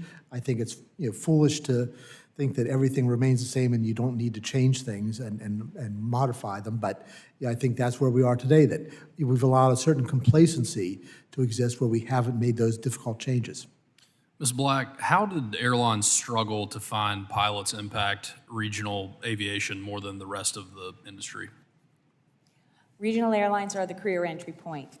That's normal. We hire the pilots that are coming from the pipeline. We were in an existing pilot shortage before the pandemic. And after the pandemic, when demand sprang back so much faster than anybody anticipated, our major airline partners hired voraciously, and they find the best and brightest working for us. So as a result, we parked about a quarter of our fleet. We didn't have the pilots to fly them. More specifically, we didn't have the captains to fly them, because when a major airline hires, they take a captain, and then we can pull a first officer from the pipeline. Not only were there not enough first officers, but we obviously needed to have captains. So as a result, a quarter of the fleet was parked, and small communities went into crisis. I mean, the amount of air service that small communities lost was stunning and devastating. To that point, how does the loss of air connectivity materially hurt rural areas and economies?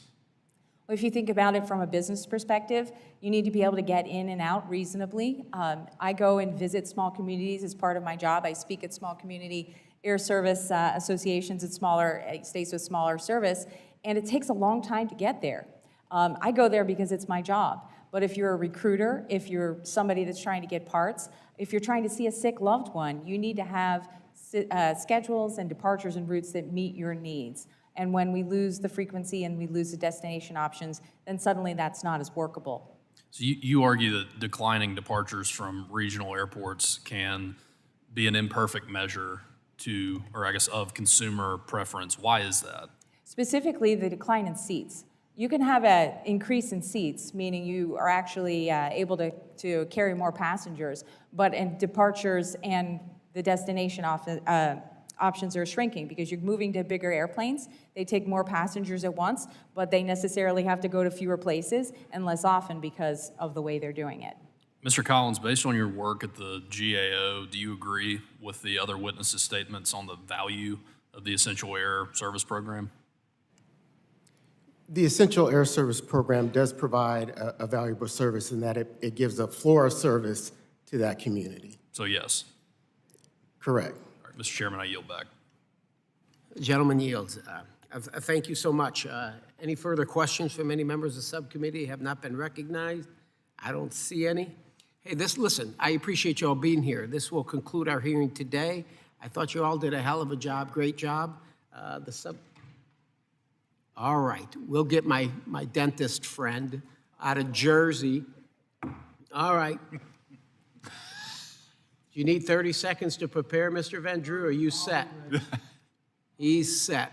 I'm All right, prepared. Mr. Van Drew, you're Chairman, right. I'm sorry. I was running around in between committees, and I apologize to all of you, but I'm glad I made it.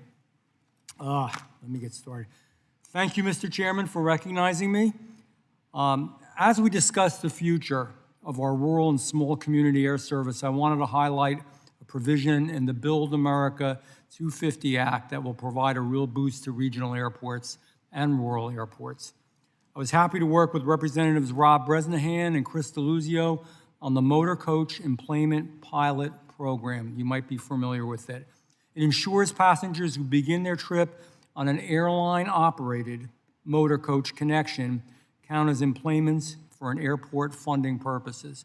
For example, in my airport, Atlantic City International, if you get on a bus there and you go to Philadelphia Airport, that counts for Atlantic City, especially with critical funding. For many smaller and regional airports, passenger boarding numbers are critical. They help determine eligibility for federal funding and support the infrastructure investments needed to maintain service. For airports facing service reductions or airline withdrawals, which we just went through recently, as you saw with Spirit Airlines, we've got good news, though. We just met with Breeze, and they're going to fill in the gaps. Motor coach employments will help preserve access to national aviation systems. In my district, Atlantic City International Airport has faced significant challenges following the closure and reduction of service associated, as I mentioned, with Spirit. Airports across the country are experiencing similar pressures as airlines consolidate service and focus operations on larger hubs.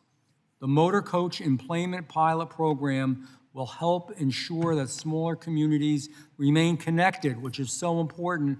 And you saw Pete just speak about that a little while ago, and it's important for him, Pete Stabler. It's important for all of us that are in the regional areas, smaller areas, rural areas, for economic opportunity, for healthcare, for education, for tourism, and the broader transportation network, as you all know, and I thank you for your work. Ms. Black, thank you for being here today. Regional airlines continue to face pilot supply constraints and rising operating costs. To what extent are those pressures still driving service reductions at smaller airports like all of ours? And what policy changes would be most effective to restoring service to underserved communities? Thank you. Thank you for the question. Right now, what we're seeing is that we are seeing a slight increase in departures nationwide, but it's mixed. And it just shows that you can have good national numbers while the individual communities like Lansing and many, many others are still far, far behind. So it's not so much a question of if we're still cutting. We've moved up from the nadir of the pilot shortage in 2023, and we are starting to rebuild, but that recovery has not reached communities everywhere, and we still have a long way to go before it does. Our non-hubs and our non-primary airports that serve the smallest rural communities are still down by an enormous amount. We have a lot of work to do to make sure that the pilot pipeline can catch up, and the fleet is there so we can continue to reconnect those communities. Yeah, and it's a big issue, and we're going to fight with you shoulder to shoulder to do everything we can to connect these communities, because it's a big deal, and it's a big chunk of America. You know, not everybody lives in Philly, New York City. I don't have to go through with you, or Atlanta. Mr. Dobberstein, thank you for being here today as well. How will programs that better integrate airports with air carrier-operated ground transportation help smaller airports retain relevance and maintain passenger volumes? Well, it's critically important. We were the recipient of landline service from Fargo to Minneapolis-St. Paul, which is about a 4-hour bus ride. It was extremely successful, but then landline took our bus and moved it to Philadelphia for other opportunities there, I think through American Airlines. But it worked extremely well for us. The traveling public embraced it. But I think the ground transportation is an opportunity for other rural communities to connect to the national transportation system. I think it is too. I think it really can help, and it makes a difference. And it's relatively convenient. You know, it's still easier. Again, I'll just give my own parochial example. If you have to go to Philly Airport, I'd much rather go out of Atlantic City, but if you have to, it's certainly you just jump on the bus, everything's prepared, the baggage check, all that, and you go to Philly and you're done. But it's a much quicker and easier way to do it. So, and that's throughout the country for these smaller airports. Yes. Mr. Collins, last question. GAO has documented passenger leakage from smaller airports to larger hubs. In your view, has motor coach employments shown promise in helping smaller communities compete and retain travelers? I know you know the answer, I know the answer, but I want to hear it. That's a definite yes. In our work, stakeholders have told us that bus service is a great opportunity to make sure that rural communities are connected to the NAS. Now, it may not fit every rural community, but it is an option for many. Thank you, and to the great chairman, who I am going to miss a lot when he leaves us in the House of Representatives, I yield back to you, Chairman. We appreciate you. Thank you, sir. I now recognize Mr. Shreve. Good to see you. Mr. Shreve should be happy that I showed up, right? He would have been done for. That's correct. Well, I thank you. Thank you, Chairman, and the ranking member, Mr. Carson, and I are fellow Hoosiers.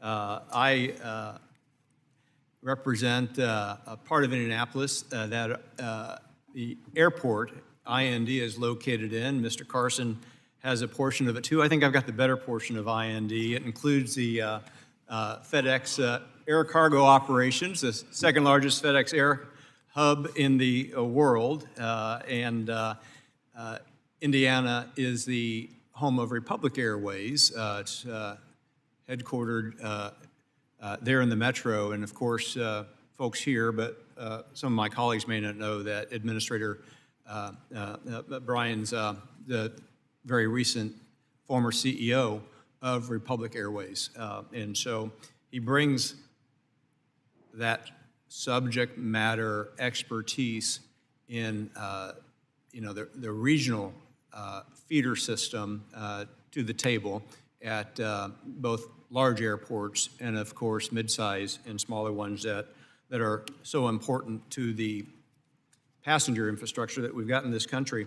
I appreciate the opportunity to parachute back in. This is my third time in the room, and I appreciate our four witnesses' testimony and what you've shared with all of us today. I don't want to retrace ground that may well have been covered by my colleagues, but maybe tie it off, if I could, with just a couple of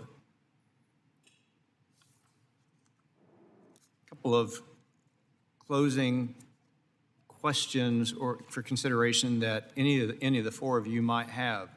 If we stay the course from a funding standpoint, if we do nothing different over the next few years, what is essential air service into many of the smaller communities that folks like I represent in Indiana, and I have dozens of public access airport communities like Mr. Stauber passionately spoke to. If we stay the course, funding level and otherwise, what does the future look like from your four perspectives, your agency perspectives in particular, Ms. Black or Mr. Pecoraro?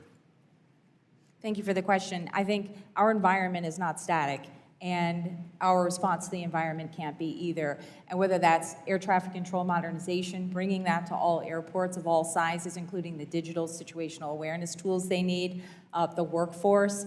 You mentioned Republic, they've got Lyft. That's an incredible investment that the private sector is making in the future of our workforce, but making sure that more people from working class backgrounds can afford it through accessible student loans that cover the full cost of flight training, making sure that we encourage manufacturing of the fleet that serve these smaller communities. That's a big one. And making sure when we bring safety to airports of all sizes that we do it in a way that works with the fleet so that we can comply and we can continue to preserve those airports.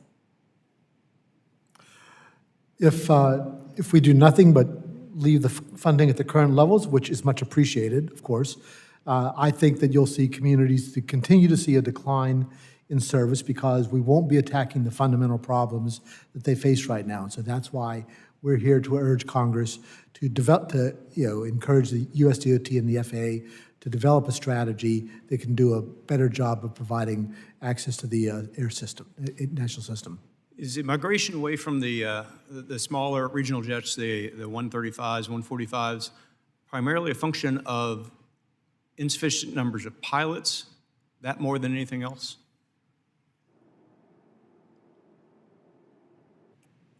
To make sure I understand your question, you're saying the migration away from 135 airports? Yeah. Or, excuse me, 135 airlines at airports service? Yeah, Ms. Black, I think in your earlier testimony, you noted that there were fewer 50-passenger jets in service, and I'm not sure if that was from you, but is that a function of not enough trained crews, and so where you've got pilots, you need to put them behind the stick or the yoke of larger regional jets? Is that what is driving that? At Purdue Airport, they just landed, flagged as United service, and they're operating those 50-seat aircraft. So they're still out there, but there are fewer and fewer of them. There are fewer. It's a math question. When you have a limited supply of pilots, the network carriers try to serve as many passengers at once, and that typically means deploying larger aircraft, whether that's larger regionals or in some cases mainline. But of course, not all communities can support a 76-seat jet, let alone an narrow-body jet. So we still need that 50-seat. fleet. Unfortunately, that's the exact gap right now. We've got some scope clause constraints with that are labor union contracts at the major airlines that actually limit the manufacturing of new regional jets because they limit what kind of jets we can deploy, including the weight. So it's a complicated issue for us, but yes, those are some of the many constraints that are facing the 50-seat market. And I will say, respect to Part 135 carriers, they do have pilot issues because they are a source of great experience for pilots to come in, but they attrit very quickly to larger regionals and then move on through the system. I appreciate that. My time's expired, but I just want to clarify, I was referring to the Embraer 135, not the Part 135, with respect to the smaller aircraft. I appreciate the witnesses' testimony, and Mr. Chairman, I appreciate the indulgence with the time. Thank you, everyone. Yes, sir. The gentleman yields. Are there any further questions from members of the subcommittee? Seeing none, this concludes our hearing today. Again, I want to thank each and every one of you for being here. This subcommittee stands adjourned. Street.